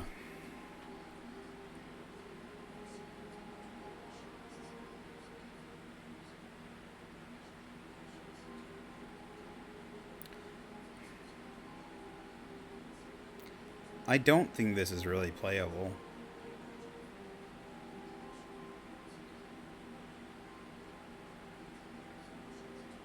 Because, I mean, it's turn 3. This is like a 1-1 for 1, maybe. But, like, if you're playing the Urza lands, you're like, you wanna like, turn 1 Urza, like, mine tower, then, like, you wanna, like, turn 1, turn 2, turn 3. That's the reason. You're not, it's not like by turn 6 you want to have them activated. And you're not even more likely to have them activated by turn 6 with this thing, so... Yeah, this seems like junk. I mean, I could be completely wrong, but I'm just not seeing it. I'm just seeing, like, super... It just seems like a fun little giddy thing. Oh, we found some fun things in our extra card. What the fuck? Alright, so we got something new that I've never seen before. Goring Warplow. That's a cool art, though. Prototype. You may cast a spell with different mana. You may cast a spell with different mana cost, color, power, and toughness. It keeps its ability and types. Oh. I like that. So you can cast this for 1 and a black as a 1/1 prototype.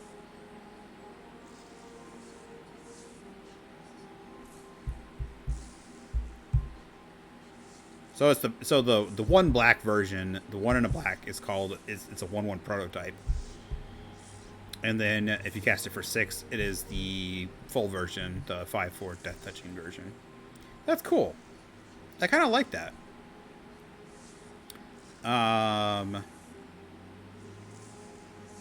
That's interesting.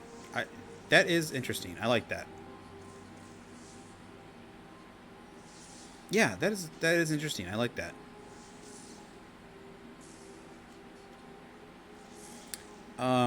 Power plant worker 5. Power plant worker. Now I'll be honest, I don't think this card's gonna see any play. But I think there might be some usefulness of this type of an ability. Hopefully there's some cards out there that can take advantage of it. Power plant worker 5, colorless, artifact creature, assembly worker. 3 colorless. It's a 5 cost colorless for 4/4. 3 colorless. To activate, power plant worker gets +2/+2 till end of turn. If you control a creatures named mine worker and tower worker, put 2 1/1 counters on power plant worker instead. Activate only once each turn. Okay. So it's fun. It's not a it's a meme, right? It's not a joke, but it's a meme. We know about power plant. We know about the power plant. We know about the mine, and so the cards are built around that. But they're not very good cards. Now this is a common, so this isn't like, yeah. But the other one was a rare, and it wasn't particularly good. I think Gixian Infiltrator can be a good card because it's a payoff for sacking stuff. Argivian Welcome, I think this could be a decent card somewhere. Again, the 4 or greater, but I think it might be like a 1 or 2 of, depending on if the flash is really important to you. Weak Stone's Subjugation, 1 blue. Enchant artifact or creature. When it enters the battlefield, you may pay 3. If you do, tap enchanted permanent. Enchanted permanent doesn't untap during its controller's untap step. Okay. I like the fact that it costs a blue, so if they attacked with it or whatever, it's just 1 blue. That is, I think that's a decent pauper card. Yep. Yep. Decent pauper. Piece it together again. There might be a strategy with these. Like I said, a cantrip deck. So this what it does is it allows you to cantrip and draw a card. Or storm deck. A storm deck this might be exactly what a storm deck wants if they ever have storm in here, which I have no idea if they've reprinted Grape Shot or not. If they printed Grape Shot in here. If they have, this is exactly what it wants. A blue, draw a card, and like replace itself, and then cast another card, right? And then if you play the 4th one, then you get to take another turn. So, yeah. All right, our additional card, or like what should be, we got a bonus mythic, and it's one of the artifacts, and it's the Caged Sun, which is a really fun card. 6 colorless mana. As it enters the battlefield, choose a color. Creatures you control the chosen color get +1/+1. Whenever a land's ability causes you to add 1 or more mana of the chosen color, add 1 additional mana of that color. So it's Mirari's Wake? It's like Mirari's Wake, but better. I think it's that one. There's an enchantment. It's like 5 mana, 3 green, white. That lets your manas add an additional type of that they tap for. And that's basically what this does, but then it also has a Anthem stable on it. Like, this is like Commander card obvious. So that is now, I mean, if we try out Brawl, this is obviously going into Brawl deck. Our Brawl deck. We got ourselves a Mythic. So boom. All right, we're gonna save those for last. So we're gonna go now. We're into Phyrexia Alchemy. We just got Uncommon Wild. So what are we up to now? 9 and 9. So that's not bad. Stinging Hive Master, 2 and a black. Toxic 1. When it dies, create. Excuse me. When it dies, create a 1/1 colorless Phyrexian Might artifact. I already have this one. I actually think this is probably decent. I don't know if there's, like I said, Pauper, sack decks, or the sack decks might like this. A 3/2 for 3 with Toxic that triggers an additional Toxic creature when it dies. It might be too, like, it might be more of like a mono black aggro-y kind of thing. Then you get a creature when it dies. I don't know. Maybe it's too high of a cost at 3 mana for being a sack creature. Maybe they only want those at 2 mana. But I still think I like it. Indoctrination Attendant. Okay, we already got one of these. Toxic. It's a 4 mana Toxic 1/3/4. Enters. You may return another permanent you control to its owner's hand. If you do, you get a 1/1 Might. The Fair Basilica. This is new. Land Sphere. It enters the battlefield tapped for white. 1 and a white. Tap, sack it, draw a card. That's unfortunate. I love the art on this, though. Unfortunately, it's not an artifact land. Why didn't they just make artifact lands that enter tapped? That you could sack for and draw cards? There better be a payoff for spheres or something. Lattice Blade Mantis. This is new. 3 and a green. 4/3 for 4. And Phyrexian Insect enters the battlefield with 2 oil counters. When it attacks, you may remove 1. If you do, untap it. It gets +1/+1 till end of turn. Okay. So I guess like pseudo vigilance. I don't think that's going to see any play anywhere, even Pauper.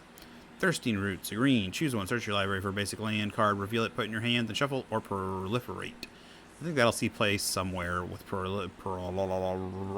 that word. Proliferate. Alright. So one alchemy card is Hexhold Sledge. 2 in red. For Mirrodin. When it enters the battlefield, conjure a card named Goblin Gaveler onto the battlefield. Equip creature gets +1/+0. Equip 1. So, wow. This does a lot of work, and it's probably a pretty good card. So 3 mana, you get a 2/2 Red Rebel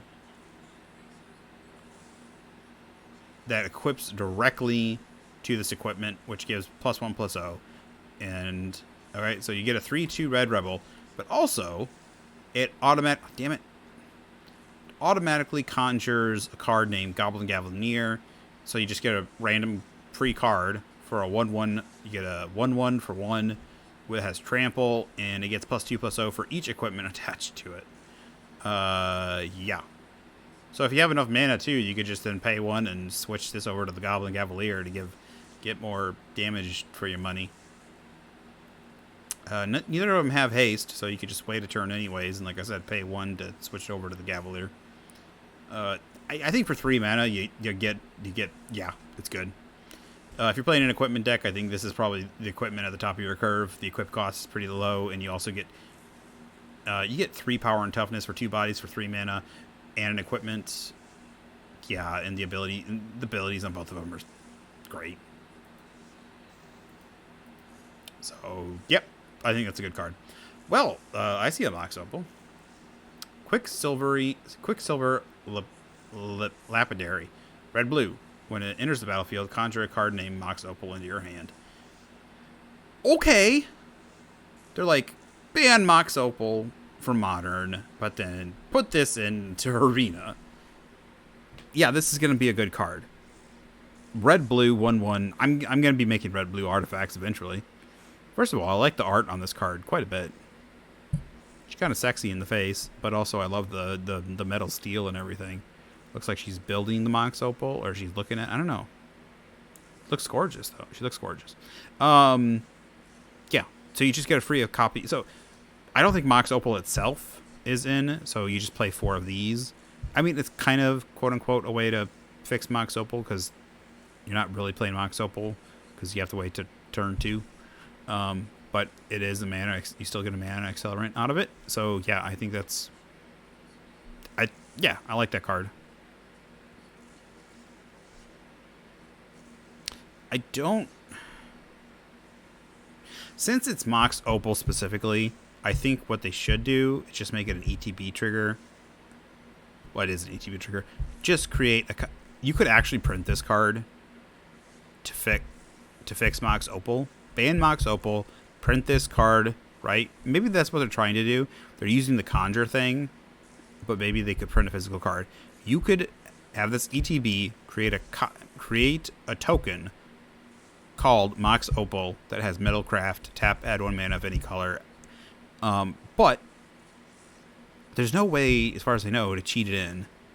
Maybe there is. Maybe there is. I don't think there's any way to cheat this in turn 1. So you're either yeah. So turn 2 Mox Opal seems pretty fair to me. Just have it enter, make a token. I mean, the conjure ability for this one, like I said, it just ETBs make a copy because if it goes into your hand, you're automatically playing it anyways. So yeah. I actually see this as maybe a card they could print. So I like that card, yes. And it makes it so we can build some red. I love this art. That is a cool art. Geox, Brutal Carnivora. 1 black, green. Legendary creature, Phyrexian Warlock. 2/4. Beginning of your end step, put an oil counter on up to 1 target creature. Whenever a non-token creature you controls with 1 or more oil counters on it dies, conjure X duplicates of it into exile, where X is the number of oil counters on it. Those duplicates perpetually get +X/+X. Then shuffle those duplicates into your library.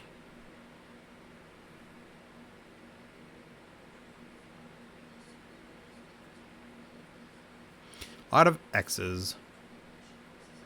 So for each oil counter, you get a copy.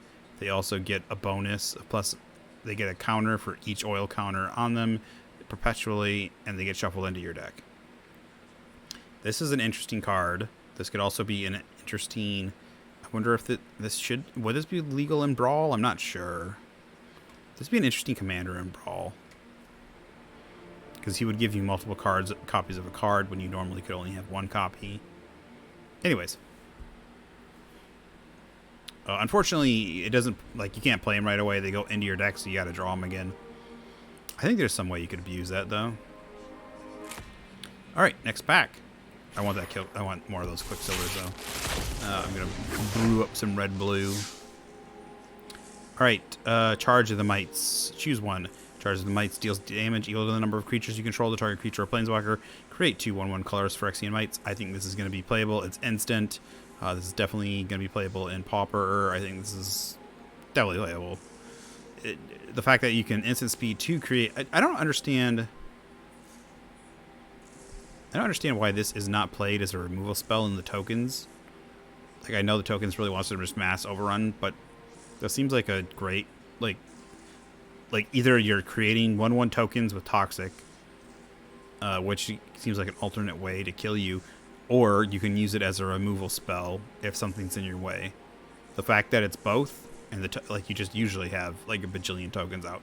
I've never seen those decks not have a bajillion tokens out. So, yeah. Common, I think that this could be a great Pauper card. Also, the token deck. I don't know why it's not used in the token deck. If it is, and I just haven't seen it yet, then forgive me. Thirsting Roots, again, a good card. I think it could be pauper and otherwise playable. Autonomous Furnace. I love the arts on these cards, but unfortunately, the fact there's spheres instead of artifacts, unless there's sphere, I still haven't found any sphere stuff that has any decent payoff. The Sacrifice draw card's not bad, though. The fact, if they didn't enter tapped, I don't know why they entered tapped. They really shouldn't. They only tap for 1 mana. The sphere ability isn't that powerful, and unless I can find a payoff that like proves me otherwise, they shouldn't really enter tapped. They're not the artifact. I understand why if they made the artifact lands tapped, that makes sense. If they redid the artifact lands and just made them tapped, like if they made new artifact lands, literally the same ones, just made them tapped, come into the battlefield tapped, totally understand. But don't know why these. Like, we don't have anything that like powers off of spheres. The pay 2 sack draw card ain't that powerful. It only taps red. You can't fetch it. There's no sphere just fetching. It's not a basic. I don't think a sphere is a basic land type, right? Is it? It's not. Sphere isn't a new basic land type, is it? I'll have to check. It just says sphere. So yeah, I don't think it's a basic land type. It would say basic land sphere. If it was a new basic land type, then that would be interesting. Then that might make sense, because basic land, and there might be something to go along with that. All right, Cruel Grimnark, 6 mana, Death Touch. When it enters the battlefield, each opponent discards a card. Each opponent who can't, you gain 4 life. Mephidros Slime, 1 black-green. Creature, Phyrexian Ooze. 3/3 trample. When it dies, conjure a card named Mephidros Slime into your graveyard. Perpetually double the power and toughness of Mephidros Slime and that card, then shuffle them into their owner's library.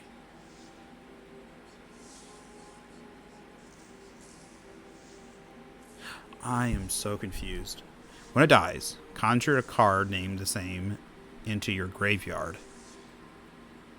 Perpetually double the power and toughness of Slime and that card, and shuffle them into their owners. Oh. Why does it put it in your graveyard then? Alright, when it dies, conjure a card named into your graveyard, perpetually double the power and toughness of it. And that card. Okay, so what happens is, so it dies, there's a trigger that they go to so when it goes to the graveyard, right? So the die trigger is it leaves the battlefield, enters the it goes into the graveyard. So when it dies, make another copy of it into the graveyard, double both of their power and toughness, and then take them both and shuffle them into your graveyard and shuffle them into your library. That seems like a playable card. Now, you can't really get graveyard shenanigans unless... Yeah, you can't. Because, I mean, it's a death trigger. You would have to do it in response to the death trigger. It would be in the graveyard. But you wouldn't get the double power and toughness, and you wouldn't get the copy. You would just bring it back. The death trigger would resolve.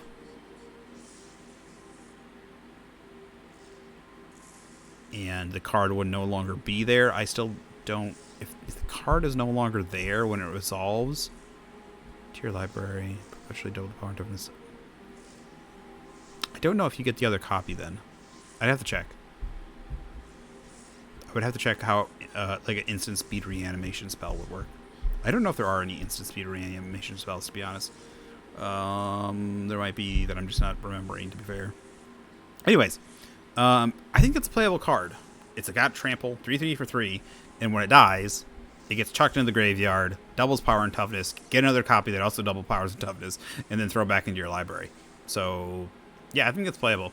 Tezzeret's Reckoning. Ooh. I always loved her, like her Cenobite. Like I said, it's like not Cenobite. What is it? That head. There's something about it. It is kind of spiky, but it doesn't have the nails. Anyways, I would like the word Cenobite. I think is before, like, that word existed before the Cenobites or something from Hellraiser. I don't know. She looks something like that. Totally would do her. 1 blue. Not really. She probably is some monster creature thing. I don't know.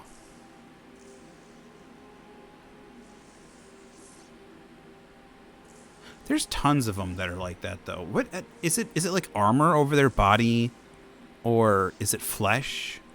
Is there flesh removed and then like stuff put on top? I don't know. I'd have to check that out. I'm not sure. Something about her is she's got a good figure though. 1 blue instant. Exile 3 random cards from your library face down and look at them for as long as they remain exiled. You may place one of those play one of those cards. Instant exile 3 random cards from your library face down. This is a card you could technically do in paper, but it'd be weird having to like separate, like kind of like spread your deck out and have somebody choose. Exile 3 random cards from your library face down and look at them. That's weird. Face down and look at them. For as long as they remain exiled, you may play one of those cards. You may play one of those cards. That's an interesting card. I'm not sure. Well, no, it's like it adds 3 cards to your hand, but you can only play 3 of them. I think that actually might be usable because it basically adds 3 cards to your hand. So I definitely, and it's like in an emergency, you're like, fuck, I need that card. Totally need it. I mean, you wouldn't want to get like 3 really good cards in there. What you'd want to do is get like 2 cards that are like meh. Like maybe a land that you really don't need, and like something else that's kind of like 2 cards that are like situational, and then you're like, okay, I need that one right now, use it, and then the other 2 stay in exile. But I think that's definitely reasonable. I'm reasonable. I think that's definitely usable. Okay, rare that is an interesting picture. I like it though. It looks like older art. Ichor Aberration, 1 blue black, flying defender 3/3. As long as Aberration's power is 7 or greater, it can attack as though it didn't have defender. When you proliferate, if Ichor Aberration is in your graveyard or on the battlefield, Ichor Aberration perpetually gets +1/+1. You may cast it from your graveyard this turn. Okay. So it cares about proliferation, and if it's in the graveyard or in play, it gets a 1/1 counter. Perpetual 1/1 counter. That seems like there might be a playable thing going on there. I'm not sure, though. The fact that it gets 1/1 counters in the graveyard and they sit in a perpetual, I think that I think that perpetual is a lot stronger than that perpetual is definitely a lot stronger. All right, next pack. I think that's playable somewhere. Gitaxian Raptor. I love some of this Phyrexian art. 2 in a blue, Phyrexian bird. A lot of these look like they should be artifacts, but they're not, just because the Phyrexian stuff. So 2 in a blue. 1/4 flying. Enters the battlefield with 3 oil counters. Remove an oil counter. Gitaxian Raptor gets +1 -1 till end of turn. I don't really think that's going to see play anywhere. Kodalho Cackler. We've had this before. 2 in a red. Trample. When Cackler attacks, it gets +X/+O till end of turn, where X is the number of permanents you control with oil counters on them. Again, don't think that's really going to see play anywhere. Bone Picker Scourge. 2 in a black. Flying. Corrupted. 3 mana, 2/2 for flying. As long as an opponent has 3 or more poison counters, Bone Picker Scourge has Death Touch and Lifelink. Nah, I don't really think it's going to see play anywhere either. Whisper of the Dross. 1 black. Target creature gets -1/-1 till end of turn. Proliferate. The -1/-1 isn't a counter. Yeah, it's not a counter. What is that? A -1/-1 till end of turn. Target creature gets -1/-1 till end of turn. Yeah, it's not a counter, so you can't double that. My brain's not working. Yeah. So, but -1/-1 and proliferate. That definitely seems like that's playable somewhere. I don't know if it's just Pauper though, but there is definitely the ability to kill X1s and then to up your strategy.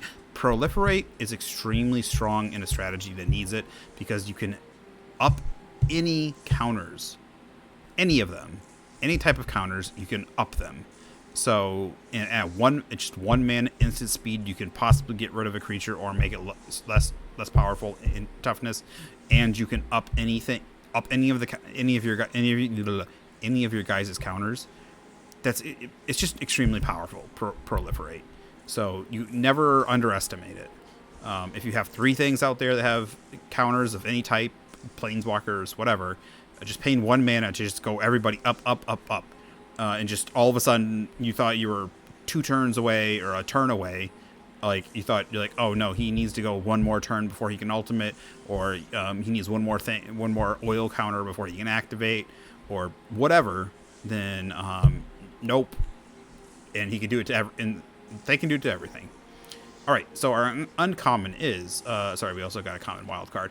Uncommon Skullpiercer Gnat. That sounds terrible, and that thing looks disgusting. We got a green-blue creature, Phyrexian insect, 1/1, flying, toxic 1. When Gnat deals damage to a player, a random non-land card in that player's hand perpetually gains. When you cast a spell, you get a poison counter. I like that. It's got toxic 1, and the fact that it gets a poison counter if you cast that spell, that could actually be part of a decent poison strategy. Now that Toxic's the new way to go instead of poison. Norn's Fetchling, 1 and a white, toxic 1, corrupted. When it enters the battlefield, conjure a card named Plains into your hand. If an opponent has 3 or more poison counters, you may seek a non-land card instead. Seek.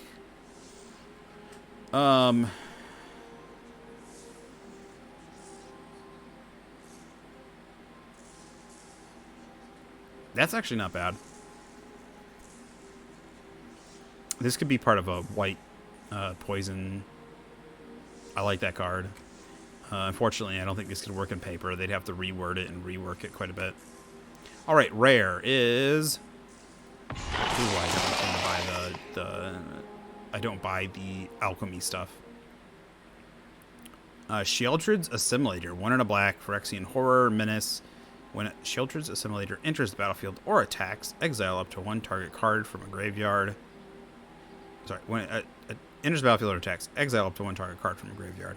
If a card is exiled this way, you may conjure a duplicate of that card into the top 5 cards of your library at random. 2-drop, 3/1 Menace. I think that's playable. I mean, you're eating their graveyard and getting copies of their cards, and it's an May ability. UP conjure duplicate. So, I mean, if you don't have the same mana types, then you're kind of fuck out of luck. So that's why it's the May ability too. Like, you don't get to pay for any type. But yeah, if you eat something that you want, it also has a 3/1 with Menace for 2. I think that's completely playable. If you eat things that you like and that you can play, then you go ahead and eat them, and then you get a copy of it randomly in the top 5 cards of your deck. But otherwise, it's a 3/1 Menacer that eats stuff for 2 mana. I see this easily playable. All right, Innistrad Remastered. This is what I was looking forward to. So this does look like this is original Innistrad. Bump in the Night. 1 black. Target opponent loses 3 life. Flashback, 6 mana. Olivia's Dragoon, 1 and a black. Discard a card. Olivia's Dragoon gains flying till end of turn. Just look at regular Magic cards. Look how little. Oh, never mind. I was gonna say how little writing, and then bam. Why does this one have the Phyrexian symbol? Is this?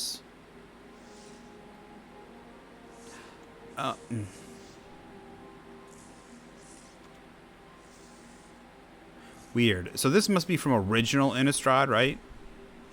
I don't know. The symbols are all weird.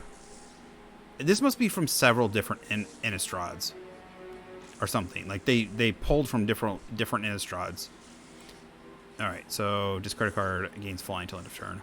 I remember playing red black vampires and discarding stuff. It was a lot of fun. Deranged Whelp, 1 in a red, Menace, 2/1. Fiend Binder. So we got a common wild card. Fiend Binder. I don't know why these aren't bronze instead. It would make more sense. Like, you got gray and silver. They look pretty much the same. Also, why is this picture... Doesn't it look like... It doesn't look very crisp. They look very... cheap.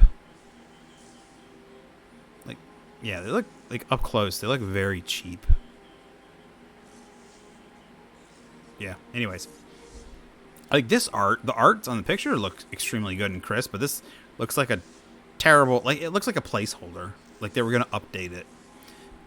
Fiend Binder, 3 and a white. When Fiend Binder attacks tap target creature, defending player controls. Invasive Surgery, 1 blue. Counter target sorcery spell. Delirium. If there are 4 or more card types among cards in your graveyard, search the graveyard, hand, and library of the spell's controller. If any number of cards with the same name as that spell, exile those cards. Then that player shuffles. I had this card played against me a while ago, and I was just like, no clue where that fucking came from. Like, I didn't expect that, so I was just like, what? Okay, our rare is Triskaidekaphobia.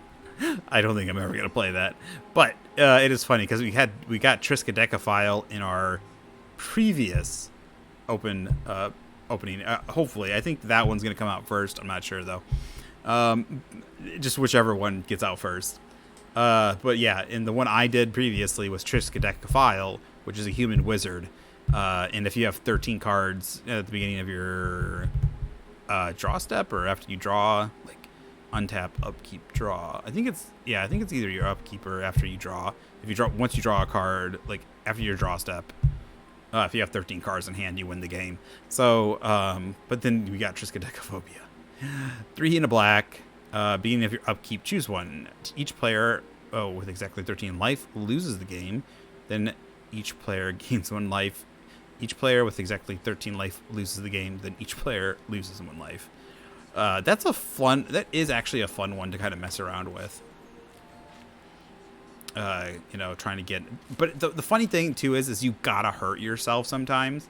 Because if the both of you are at the same life total and you're able... if you're able to trigger it on your turn, so like sometimes like you can't use Bump in the Night. You have to like combo it maybe sometimes with burn spells or something. Burn spells, life gain, a mixture of things. That way you can screw with them, and it's weird with life gain. But that's a fun card. It's just fun to have in your collection to try and screw around with. All right, next pack. I remember the 13, the cards, because there's also the tree of redemption that you tap it and your life total becomes 13 or something like that. There's a whole bunch of ones that kind of like deal with it. Okay, what?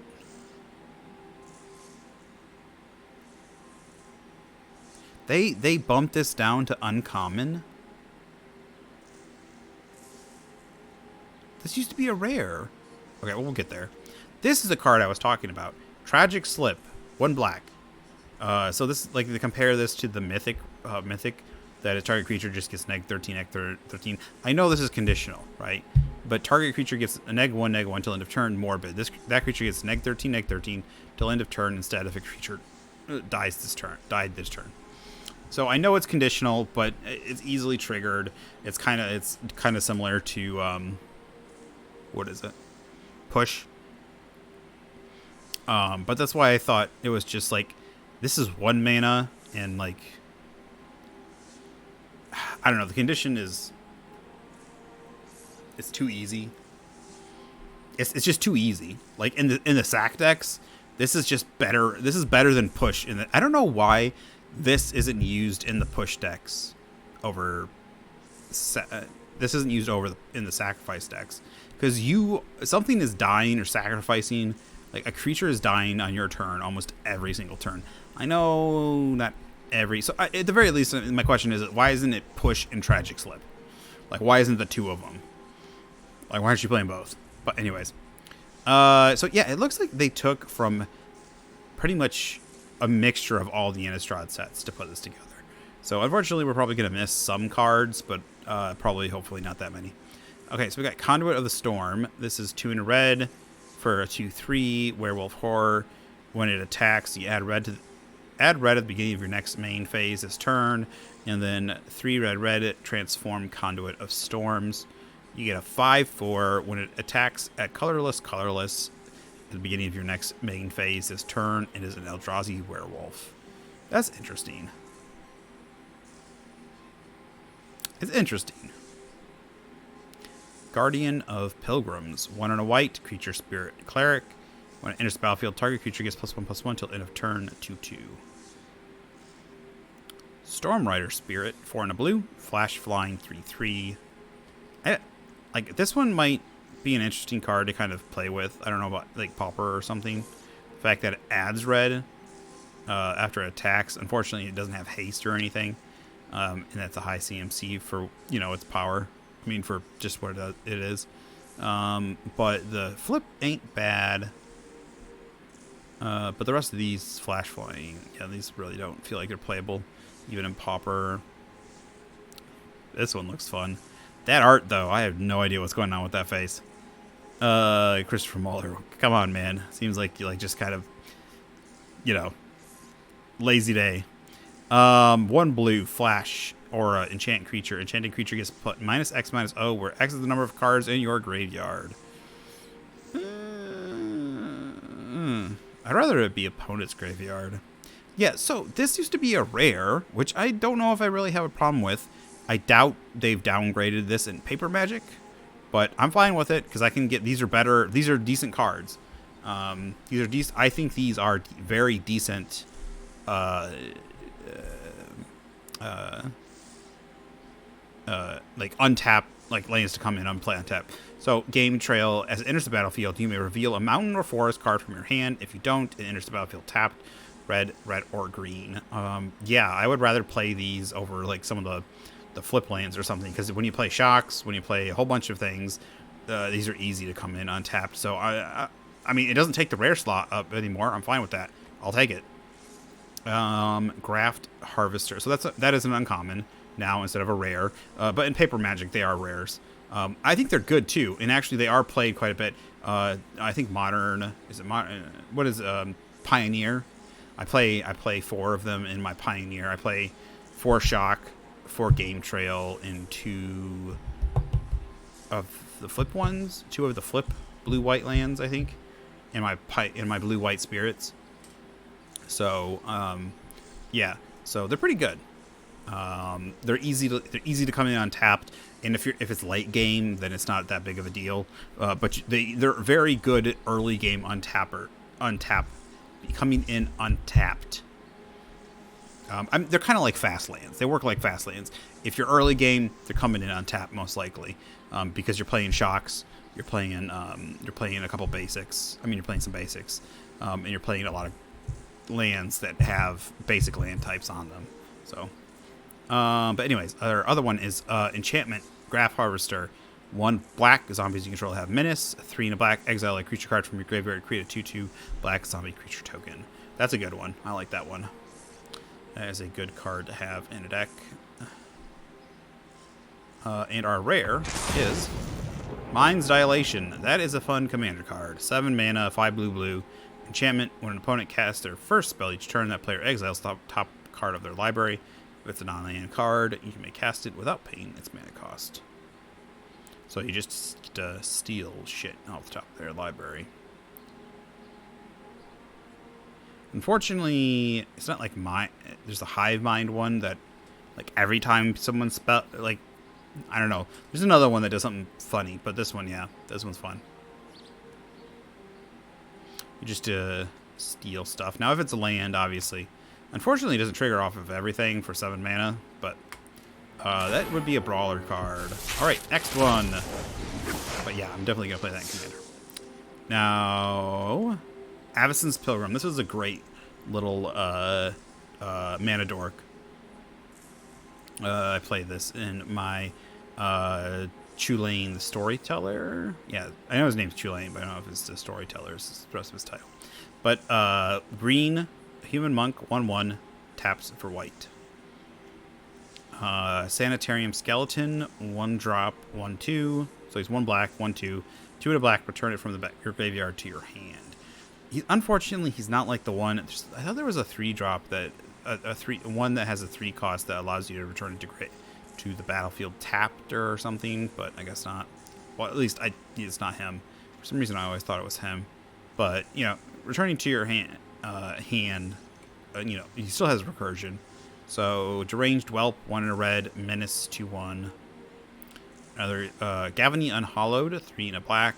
Whenever another creature you control dies, put a 1/1 counter on Gavany Unhallowed.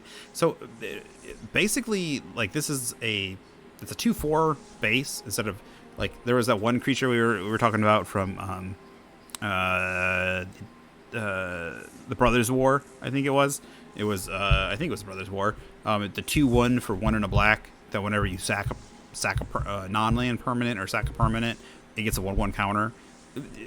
So this is pretty close. They're very similar in what they do. You're probably going to sack a lot of creatures, so that's probably where this would trigger off. That other one it requires sacrifice rather than death. I know, but they're pretty similar in what you're going to do. And this would also trigger off of your sacrifice and your creatures. So, but at the fact that thing costs 2, so you would probably play them in the same deck if you want to put 1/1 counters on them. But the fact that comes in as a 2/1 for 2 mana, like, it's pretty good at that reduced cost. Now, Gatstaff Arsonist, 4 in a red. At the beginning of each upkeep, if no spells were cast last turn, transform it. It's a 5/4 for 5. They're human werewolves, but then it flips. Okay, so if no spells were cast last turn, okay. Menace, at the beginning of each upkeep,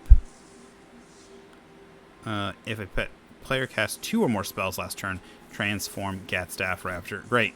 Now that we have both types of werewolves, we got the day-night cycle, and we have the 2, like, cast no spells, cast 2 spells. Like, because these guys will trigger, like, don't care about the day-night cycle. So there's times these guys, I think, will trigger when the other ones won't trigger. Right? I can't remember.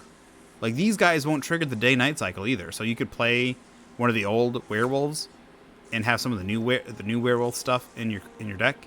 In the day-night cycle, it won't be going, and then you'll be on a totally different rotation. It'll just be weird. All right, Spectral Shepherd is our first uncommon. 2 in a white, flying 2/2. 1 in a blue, return target spirit you control to its owner's hand.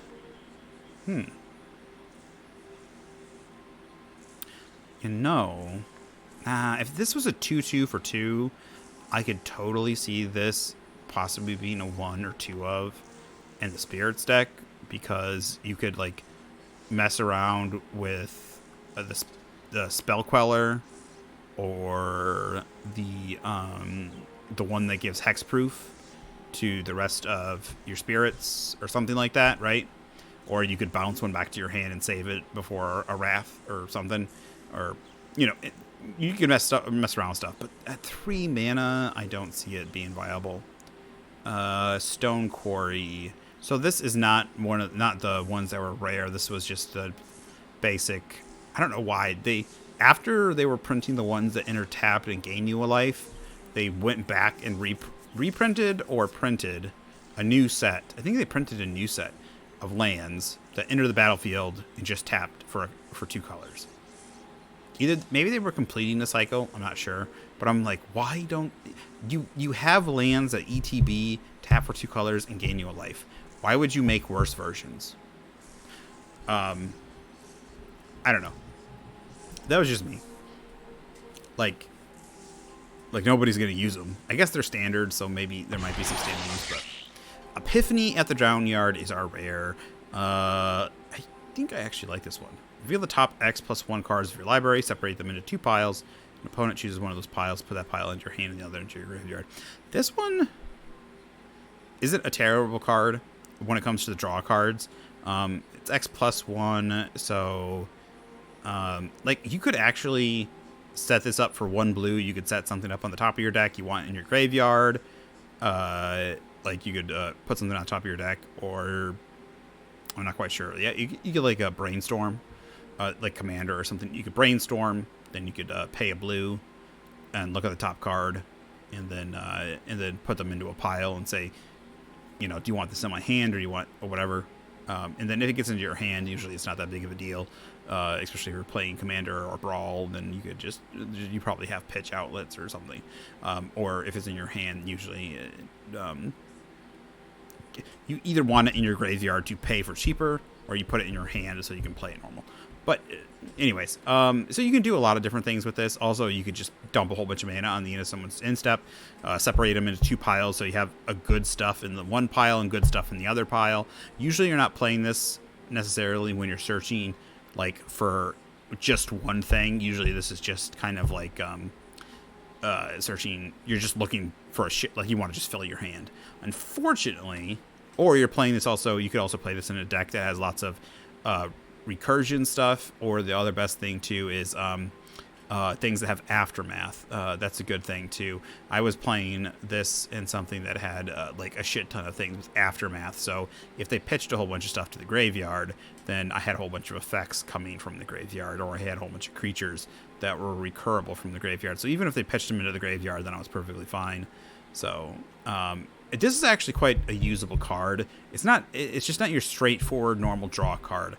It'd be interesting, though, if they separated the cards and you got to choose. I always like the fact or fiction side when you end up getting to choose, but the fact that the opponent chooses. It's still interesting. It makes fun politics. So, all right, that is our last pack. I know this probably went on for way too fucking long. I still had fun. I enjoyed talking about stuff. And it was fun opening some old packs. It really actually is interesting looking at some of the, like, just look at how even the commons on some of the older cards have just so much text. It's crazy how much text stuff we're getting. It feels like some of them are getting like fucking Yu-Gi-Oh cards now. It's just like, stop it. Stop it. So I probably passed the 40-minute mark, way behind. Oh my god. It's been like 2 hours.